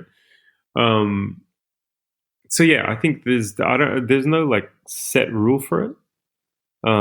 But it's always a combination between like the intention of the joke and who it's being performed to. Okay, comes back to, if you have a well-intentioned joke, if you're performing it to like an all-white audience, the you know, it's not gonna have the desired result, you know. Yeah, like even like why I bring that up is like, I know even I've seen like a lot of comments online, like people like even, you know, criticize like Superwoman, for example, that, you know, she's only famous because she was making accents and all that and kind of laughing about, you know, her own parents. But apparently someone was like, you know, her parents don't even speak like that. You get what I mean? So it's like we're kind of laughing at our own community just to kind of hit that spotlight just for the sake of making people laugh, but not really seeing the sort of consequences for that, if that makes sense. Yeah. Well, and also the other thing is like, is it actually funny? Like some people do that because that thing alone is funny to them. Do you know what I mean? Like it's just a very cheap kind of, it's just a very cheap kind of trick, I guess, that they have in their kind of routine or whatever. Whereas for some people, like they actually tell like very kind of you know, really meaningful stories about like their parents or their parents' generation, and it's like it's a much more respectful, much more kind of it's a deeper kind of thing that they're doing than just like standing on stage, like, you know, doing a dumb accent, you know. And what do you think, like, I want to ask specifically as well about like someone like Dave Chappelle. Like, we know, I think not too long ago he won that sort of, what was that award? It was named by Mark Twain Award. Yeah, Mark Twain Award and stuff like that. So obviously, like someone like himself, who's like, you know, a person of color, he's highly revered, and of course, like super talented in the way he's gone about it, right? What sort of, like, I guess, would you say that, because we did talk about the fact that, you know, making kind of jokes at white people kind of may not elevate you to the mainstream, but I guess at the same time he's been able to, I guess not directly, like he does, but but at the same time, I guess he does it in a unique manner. Would you say it's just like because he blew up? Like, wouldn't you say he blew up because of those sort of jokes? Like, what's your take on like Dave Chappelle in general? Like, how did he kind of make it there? Because you'd probably understand more about the nuances of like comedy and his presenting and speaking style. Like, what sort of made it? Like, what made him so good? If that makes sense. Definitely his TV show. Chappelle Show is what completely catapulted him into basically like this cultural legend. And his stand-up was great, but like Chappelle Show was kind of next level. But in terms of the style of comedy, like talking about race, and I mean, America's just had such a long history of that, like from way back from like the Paul Mooney, Richard Pryors, and even before them. And then, Eddie Murphy, Chris Rock, and so many others in between. Like, there's such a long tradition of black comedians talking about racism and whiteness. So it's, in a sense, like there's a tradition of it there that there isn't in a place like Australia.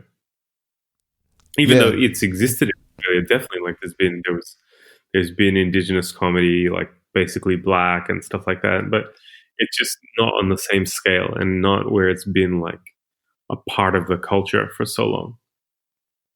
Yeah, like I think even in Australia, like the most is like we kind of get in terms of Aussie comedians is like those kind of those sort of festivals like they have on Channel 10 and all that, where they get that comedy festival going and they get speakers, but otherwise like there's no real essence culture. But like, what's your take on, like, speaking of like Australian comedy as well, like we see the likes of like Mahin will probably not know, but for the local kind of audience, like you have the people like Neil Kolhatkar, I think that's how you say his last name, and all those kind of people. Like I felt that like their kind of style of comedy, like they've kind of somewhat to a degree like popular in Sydney, but at the same time it's more geared towards like making jokes about just talking about sex and all that sort of stuff and dating, and that's kind of all that is. And that's like, to me, I don't find that good quality sort of comedy, right? Like I kind of don't tend to tune in, because it's like I want more like insightful sort of comedy in the sense of the sort of stuff that Dave Chappelle does. But I don't see that from the mainstream here in Australia. There's too many of people like him. Like what's your take on that sort of Australian scene in general in comedy? I think it just reflects Australia. Like, Australia is a very conservative society, and it's very small. Like, it's just like size-wise, it's very small. So it's just really hard to do anything that's like outside of the mainstream. That's what it comes down to. It's just so tiny, and the industry is so tiny, and the audience is so tiny that it's just really hard. Yeah, and hey, Mahin, like even in, I don't know, because you said you're not much of a comedy watcher, but would you say in culture in general in America, like you living there, it's like, a huge deal, like comedy and stuff like that? Oh, yeah. I mean, people are like, it's definitely an important part of what's going on. Like, I mean, I'm probably an outlier, in that sense, because most of my friends are into comedy. Like, even the guys that like the other Mad Mamoose guys, they're always like, it's funny, like, who told me about Bill Burr was Sheikh Aamer. Yeah, I heard him comment about that. You know what I'm saying? So, and people are like, I think I said that on the show. Why is people the were like, why is the Sheikh Burr promoting Bill Burr? So it's because I think because you see it like Rogan. People who listen, a lot of the guys here listen to Rogan, and so he'll bring this comedian. So yeah, I definitely think it's an important part of the culture here. I'm just like not. I don't. It's not that I don't enjoy it. It's like I don't have the bandwidth for it right now because I just like I'm big into. I'm more into sports, right? I think like some guys are into video games. You got your guys that are into comedy. You got your guys that are into sports. I'm more into the sports realm. Yeah, fair enough. Like, and a random thought, like, I mean, what? Because I remember, like, in an interview, you mentioned, like, you did live in. Did you live in Bangladesh for a few years, or you said you frequently go Bangladesh and stuff? I did definitely, like, when we lived in the Middle East, we'd go like every year for like 3 months. And then even after we came to Australia, we'd go at least every 2 years. So I've spent a lot of time there. Yeah, like even for me, are you more from the Grums or like are you like from Tucker and stuff? Both, like, you know, we'd always, like, we'd stay in Taka, but then we'd go to the village as well, like, to see my granddad. Yeah, what, so what like village are you from? Gorshal, do you know I it? don't. I only know the places I've been. Barisal, bro. Marisol, oh, okay, yeah. Yeah. Is that where it's at? Up there, down there. There's these travel vloggers, Carrot and Nate. They did this trip to Barisal. I need to get out more once I get there. It seems like every time we go, we're just trapped in families' homes in like these Dhaka flats and not seeing like the rest of Bangladesh. Yeah. That's usually what I mean, because less and less people live there, especially after my grandparents passed away. Like, it's even more rare that we go. Oh, okay, yeah, fair enough. Subhanallah. Even like what sort of like, because do you personally like the city side of Bangladesh? Because for me, it's like I love the sort of villages, except for like there's no like proper toilet in that, but I think like it's more like peaceful and calm and stuff. I think I like them both for different reasons, you know. Like I like going to the village, but I also like going there with my cousins. Like I don't enjoy going there alone. Because like for me, it's like every time I go to Bangladesh, I go to the city, I'm like in house arrest because my parents are like, oh, you're gonna get shot or something, so you got to be locked up. So if I go for a month, man, I'm just like literally in house arrest. I'm in house the whole, like inside the house, like literally the whole time, and watching like Netflix or something, which is that's why I hate personally like the city areas, but I think like the village areas much more like a unique experience, right? I've got a threshold on how long I can stay in the village. I like it, but I can't like tolerate it for more than 2 to 3 days. Just because it is like the toilets and so I was just there in December, and as soon as we get there, they're like the toilet didn't work, and so I was like, oh snaps, because they actually put in like a Western style toilet in the village home, maybe like when they built the home about 15 years ago, because like a lot of times when, as my uncles from Dhaka, they come, or anyways, I was like, all right, that's fine. I'm just not gonna eat anything. And they were like, and if you refuse food in Bangladesh, it's like it's a travesty. It's like the word. It's like a disaster. So immediately, like my cousin went to go get a new toilet, and once he got it plugged in, I was like, all right, I'll eat. So he's like, listen, I can just fast. I'm only here for like a day. I can just do an intermittent fast for like 40 hours, and I'll be good. Yeah. So they fit like a whole toilet just for you. Well, they had to do anyway. No, here's the thing, dude. Like the week later, like my cousin and her husband, who's been married, they've been married about 8-9 years. He's never been to the village home, so it's his first time coming. Right? It's my niece's first time going, and they were like, they had to fix it. Like I almost did them, like they were slacking on it because they just use a squatter. Everyone else in the house is like, yeah, we're good. We use a squatter, but I'm like, have you mastered the squat toilets, bro? I don't vibe with it, unfortunately. I mean, I like them in Saudi, in Mina, when we for Hajj, right? You're forced to use it, right? But and I actually do like it in that sense. But you weren't ihram. It's easy. You just take the towel off and throw it over the door. When you're having to navigate taking pants off and all that, it's just like, and it's water everywhere on the floor. I mean, like that's just a problematic situation. Yeah, like that's like for me, it's just more like mosquitoes and stuff like that. I can't deal with that in the villages. That's the only other downside as well. I feel like such a white person. Like that's a tragic thing, man. Like I feel like living in the West, you've embodied so much whiteness that you go back to Bangladesh and you're like a total outsider. Like I don't know if is that how you felt, Aamer, as well, or because you said you lived in the Middle East and stuff, you don't feel like that. But I feel like a foreigner when I'm in Bangladesh. Which is tragic, no belonging.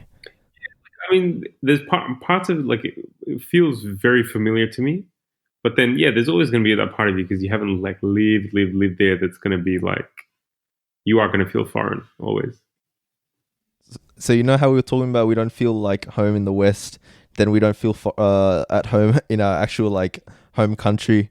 So it's like a biggest dilemma for us kind of people. Is that why you moved out and stuff out of Australia? Say that again. Is that essentially why like you moved out in Australia? Because as I was saying, like, for me, you don't feel like home in Bangladesh, when you do go back to Bangladesh, you feel like a foreigner. When you're in Australia, you're dealing with all these racism and stuff. So it becomes like a tragic situation for people like us to be in. Yeah, look, I mean, I still do have some attachment to Australia because it's where I've grown up. It's where my it's most of my friends still are or whatever. But at the same time, there's parts of it where I'm just like I can't take this anymore. You know what I mean? Like, Yeah. it's just, Speaking about Australia, even in your comedy, specifically about Australian politics, I don't know. Just a random question. You know how like there's some kind of schools of thought in Islam, it's like voting's haram. So then in your comedy, right, you always talk about how the Liberal and the Labor are both on the right, more right leaning. So it's like you can't, don't expect, the best when it comes to, if you're voting for Labor, for example, thinking, they're a bit more, lax in how in their policies towards minorities. So what would you say? Like, would you say like who would you vote for? Like, who would you support when it comes to if you had to vote, or do you vote? You don't vote at all? There's been times I've voted, times I haven't. And when I voted, I've just voted Green. Like I can't vote Labor based on their refugee policy. Yeah. So I guess it's a bit difficult for people like us. Like, who do you even vote for? Like, what do you even do? Like, what would your recommendation sort of be? Well, like my thing is always like politics is not just about elections. Like we're made to think that they're about elections because that's how parties operate. But there's so much more outside of elections there's so much more opportunities outside of elections for us to influence politics and policy and stuff like that. That for me, it's just like this is not the end. It's not the beginning and end of everything.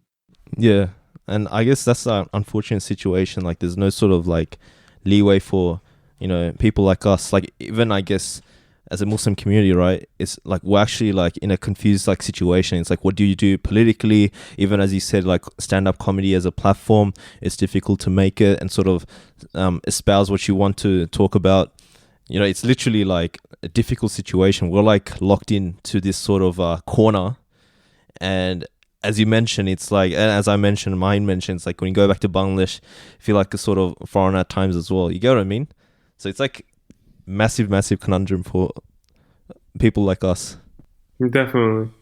I guess in that sense, Mahin, did you have like any last questions? I might like sort of wrap it up. I might ask one or two more questions. No, not really. Did you guys, Aamer, you live in Istanbul, right? Yeah. Did you guys talk about that in the beginning? I know I was a few minutes late, so I changed your diapers, but I think we missed. I think I wasn't recording then, but you can bring it up. Well, do you have anything specific?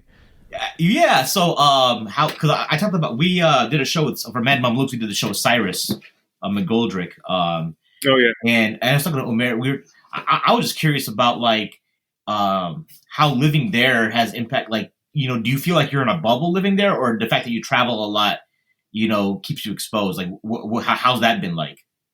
Both. Like, you are in a bubble because it's like a Muslim country and like that day-to-day stuff where when you live in Australia, like you're just constantly bombarded with what's happening to your friends or what might happen to you and all that like honestly, like that headache is like not there. But obviously, like you're still connected online, like you still see what's happening, you still know what's going on in the world. But yeah, you do feel slightly removed from it.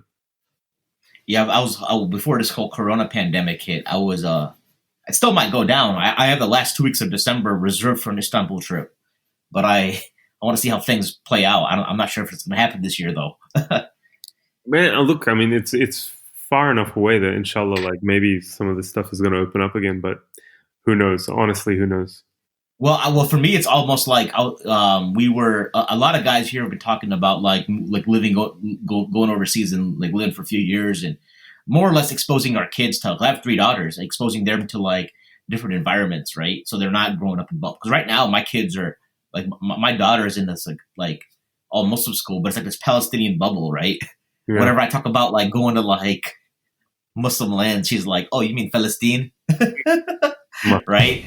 So I do want to like I was thinking about Malaysia, thinking about Turkey. But I understand every place has its challenges, but like, there's no way to know until you actually go. So that was the intent of my visits in December, was really to go there and like see what it's like, see what kind of work I could pick up and all that kind of stuff. Yeah, I mean, you're not the first person I've spoken to who said that. Like, I'm talking to a lot of like particularly American Muslims who are like, man, I'm looking for another place to live, man. Yeah, in Turkey, it's like, can you get away with just speaking English only? You can get by and stuff, or do you gotta learn a little bit of Turkish. So you've learned that, I assume, like a bit. Yeah, like I would not say I've learned, the minimum to kind of survive. I'm not fluent by any means. And would you say like you don't? I don't know. Does this element of racism exist in Turkey as well, or not really? It's a bit more like chill, or a bit more easier for Muslims and stuff to get by there compared to all other countries. Muslim, honestly, and also because we're a family, like a young family. Honestly, like we've been treated like really, really well. Okay, that's good. Alhamdulillah.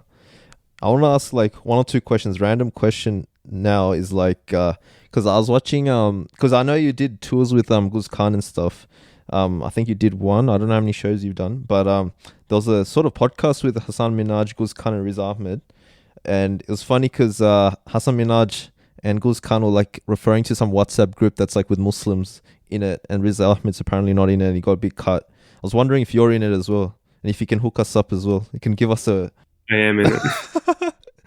That's pretty funny because it's like Riza Ahmed was pretty cut. So I'm like, because I know... But yeah, sorry? It's comedians. It's comedians.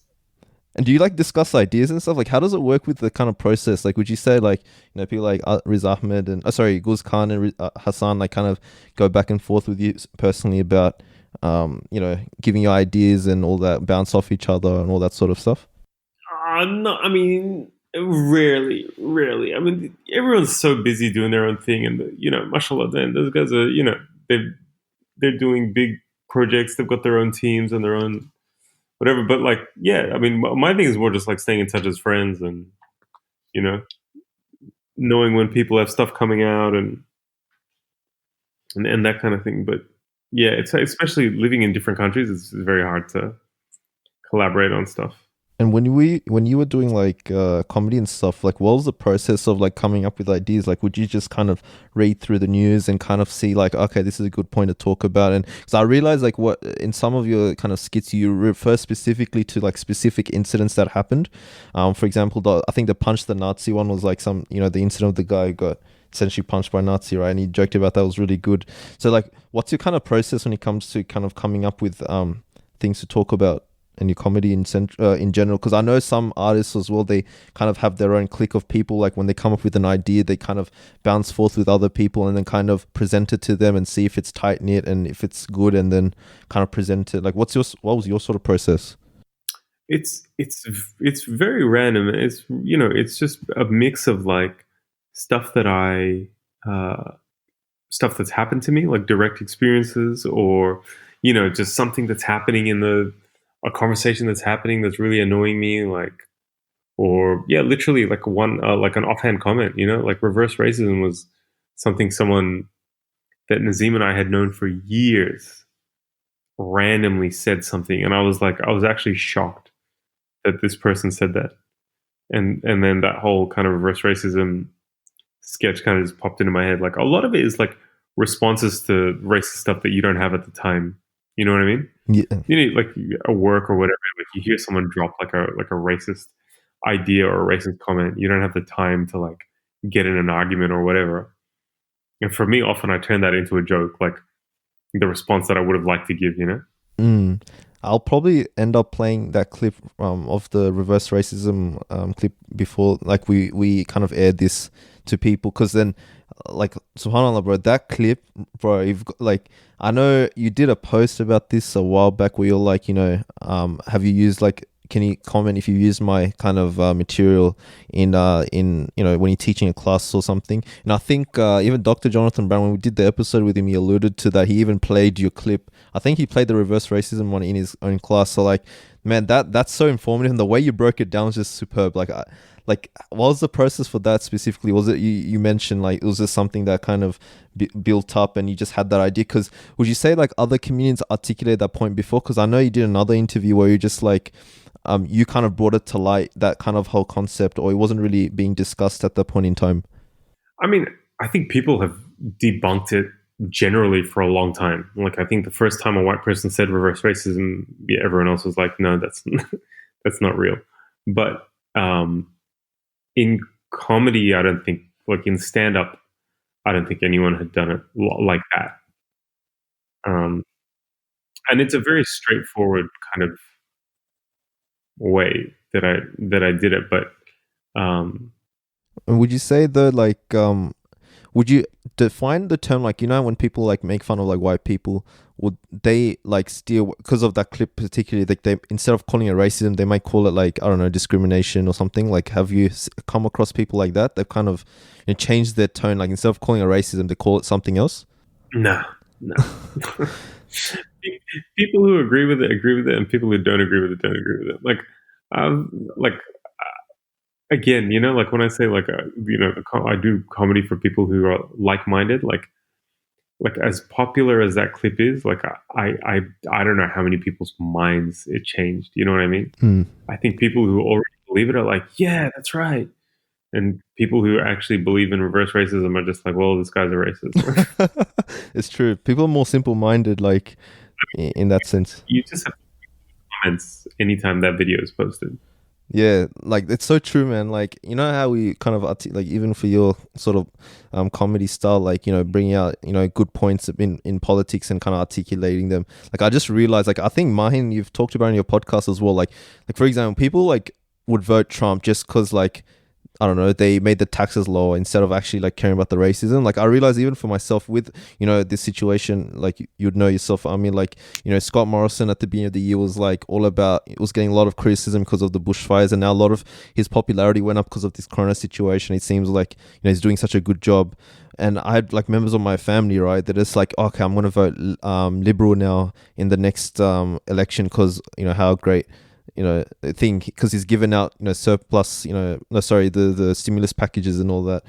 So that's unfortunately like the way the politics works nowadays. Like, have you found that to be the case, just in the general? For me, yeah, I think so. That like people like me, most people are single issue voters, right? Even Muslims. Like, if you think about it, like if you think about like, as much as most Muslims in the U.S. right now are like, don't like Joe Biden, right?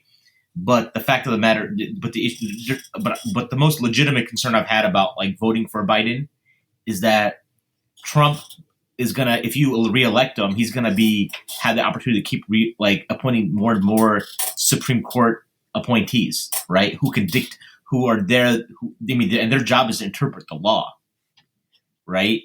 And that is problematic in that sense. So, but that's still a single issue. It's kind of a big picture, but it's single issue too. But also, there's a psyche that goes, I don't know how you guys vote in Australia, but like when you walk into a voting booth in America, it's like you're only in there for like 5 minutes.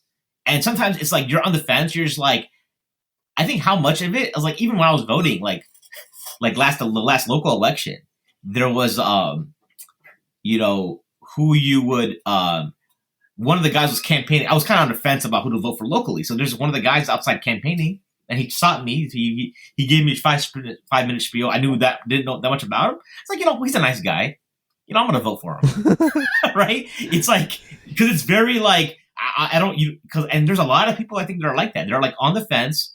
There are even a lot of people who are like, you know, because like there's a theory, and I agree with that a lot of people will publicly be anti-Trump, but in the ballot they're voting for him, right? They're flipping to him, or they're like, well, he's not that bad, and you know, the option is this old like walking dead corpse, Joe Biden. So, let's go with them. Let's just go with Trump, because they're not gonna like abstain and not vote the presidential. It's just like, oh, because there's this whole thing like, oh, I have to be involved. I got to be contributing to the process, or I can't complain. So they're gonna vote for somebody.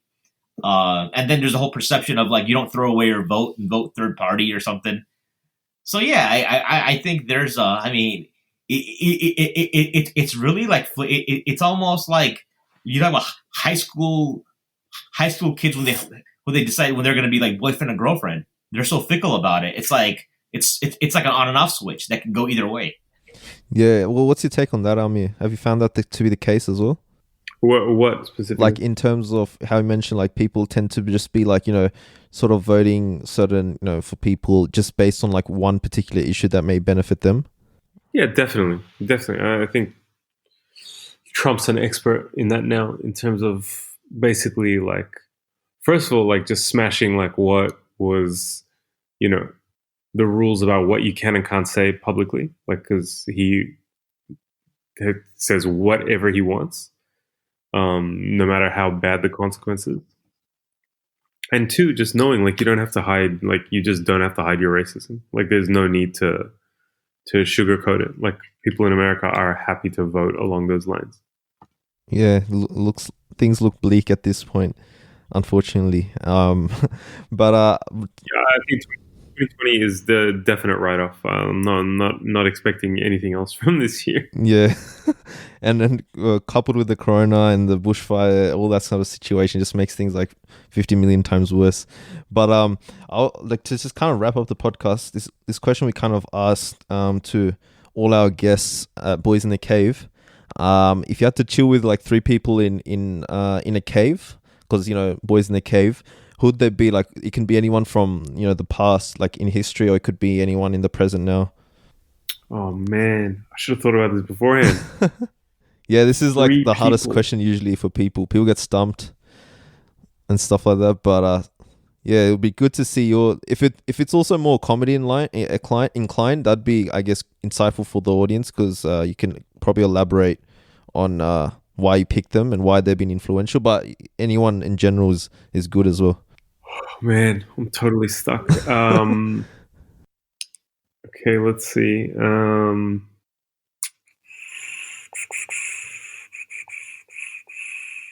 No rush, by the way. You can take your time. I've had people pause for like 10 minutes for the podcast just to come up with a good answer. So I've endured much harder times with this question. Let's see. It could be like maybe someone in comedy, or I guess someone in history that's influenced you. In the meantime, while he waits, I'm looking through I'm looking at shoes. So take your time. He's like, orange Air Max 90s are so fire.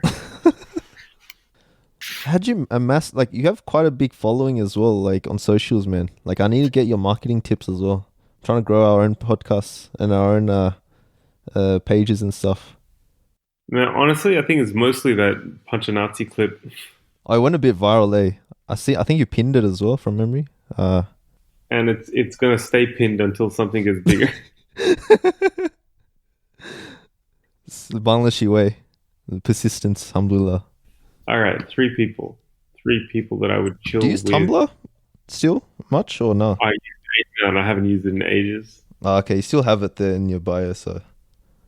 Oh my god, I gotta change that. Who would I hang out? I hang out with Bill Hicks for sure. Could you tell the audience like who he is and stuff? Bill How's he Hicks is influential? a comedian who died quite young at the age of 34, but he's definitely one of the first comedians that I really like, political comedians that I really listened to and was really inspired by. I think Jay Electronica probably. Is he the artist? I don't think I know him. Right, Yeah. he just put I've out. heard a lot of good things about his recent release. I mean, I'm not much into music, but I've heard it's something that is pretty that's like really well done. So I'll check that out. And let's see who else. Since you mentioned Dr. Omar, why not Sheikh Abdul Qadir Al Jilani? Just give you one. Hey, sure. I mean, you completely changed the dynamic of the cave now. Yeah. That's what it's about. Like you got to get diverse, man. You gotta get some like, Sufi saint. Gotta. With some comedian and a rapper. Yeah, That's a good mix, straight. actually, bro. Yeah. Thing, even what was it? Wow. I'd say Azhar Usman, man. Azhar Usman is like dude, you could But just. you met him in person, man. That's no fun. I mean, he's super deep Sufi, still on the comedy tip. You can talk to him for like days, honestly.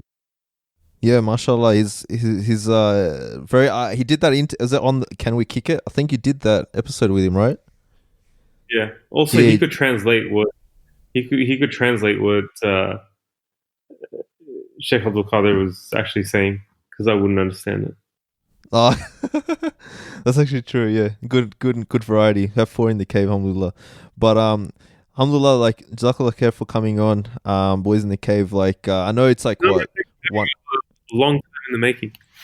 Yeah, like I think I was messaging you for a year. I feel bad. Like I usually say sorry on air because I have like you're one of the guests that I've spammed for like 20 messages in a row, and even called you over the last year. You're probably like, who's this guy? He's trying to this instead of like waiting for me to come to Australia. Yeah. So that's why we ended up doing because I'm like Corona. It's probably Day of Judgment tomorrow or something. So it's not gonna happen if I'm waiting for you to come on in person. But inshallah in the future, I hope we can like meet up and connect. We can probably do one in person as well. It'd be good to get like because like my other co-hosts like Rafa and stuff, they're more like politically like they actually know about the nuances of the politics in Australia. So it'd be good to kind of connect. And when's the last you've been in Sydney? I don't think you've been in a while. Yeah, I haven't been for ages. Cause yeah. Think was it the UWS skit? That was like the last time, was it? To do shows? Yeah. And you've done talk at Bankstown Poetry Slam, yeah? Like, was this a long time ago? No, I've never done Bankstown Poetry Slam. Oh, okay. Because I thought you were connected with the organizers and stuff, though. I know some of them. I mean, I know people in and around it, definitely. Like Naveen and is it Yasmin? Yeah, I think so. I don't know all of them, but I used to go frequently.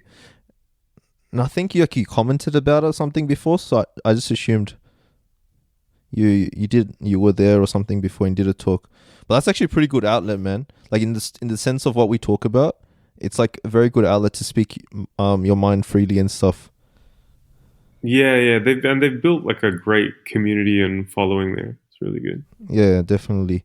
But if for the listeners and stuff, like what's your like just to give them a heads up, like what's your socials and stuff, and like what sort of things do you have lined up? You mentioned like before the episode that I think you're looking to get back into the comedy circuit again and that. Yeah, man, inshallah, depending on how this all turns out, I'd like to give it a shot, hopefully. Okay, sweet. And I'll post your links to your socials in the show notes, inshallah. So I appreciate you coming on again. Long time making, alhamdulillah, made it work, and hope we can connect in person as well. And jazakallah khair, Mahin, for coming on last minute. I literally Aamer, because I mentioned it was like 6 a.m. here when we started recording. My co-host probably went back to sleep.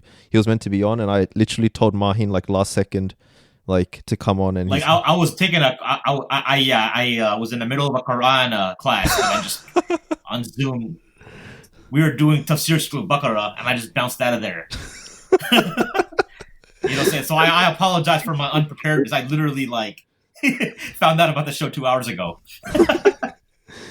Yeah. And I appreciate it's probably late in where you're at now, Amir. So I hope you're able to wake up for suhoor and that. I think I'm just gonna power through until suhoor. Inshallah. All right. So for our listeners, thank you for giving us your attention. If you have any questions or queries, feel free to email us at info@boysinthecave.com and follow us on Facebook. And also you can follow Journey through Instagram. And yeah, please give a 5-star rating. Alhamdulillah, a lot of support for our podcast. So you can further help us out with the comments. If you leave a 5-star rating as well, it goes up the ranks, inshallah. Alhamdulillah, we've been ranked like number 1 in Australia on iTunes. I think the Islamic section as a podcast in UK. So if with more support as well, we can inshallah stay up there and get more support. I think we've been a bit below the ranks at the moment because not enough 5-star. But anyways, it is what it is. Keep supporting us, inshallah. So for our special guest Aamer Rahman and our special co-host Mahin from the Mad Mamluks and Sultans and Sneakers, we wish you all the best. This is Tanzim signing off. Assalamu alaikum. This is the show. I just have to make one quick announcement. It's kind of boring, but it's just a professional thing that I have to do. I realize most people here are watching me perform live for the first time, and I just want to be very clear that I will be making jokes about terrorism tonight. And it's a serious topic, and it's very, very sensitive, so I just want to be very, very clear at the beginning of the show. I don't want people to get upset and go home not knowing how I feel or what I really think about terrorism. So I just like to be very, very clear at the start of my shows that I am completely opposed to terrorism. I think no matter what your background, race or religion, we can all agree that this idea that a tiny handful of extremists can hijack a religion, create some crackpot ideology that's not attached to any religious texts, and then use that to justify violence and terror against innocent people. It's just disgusting.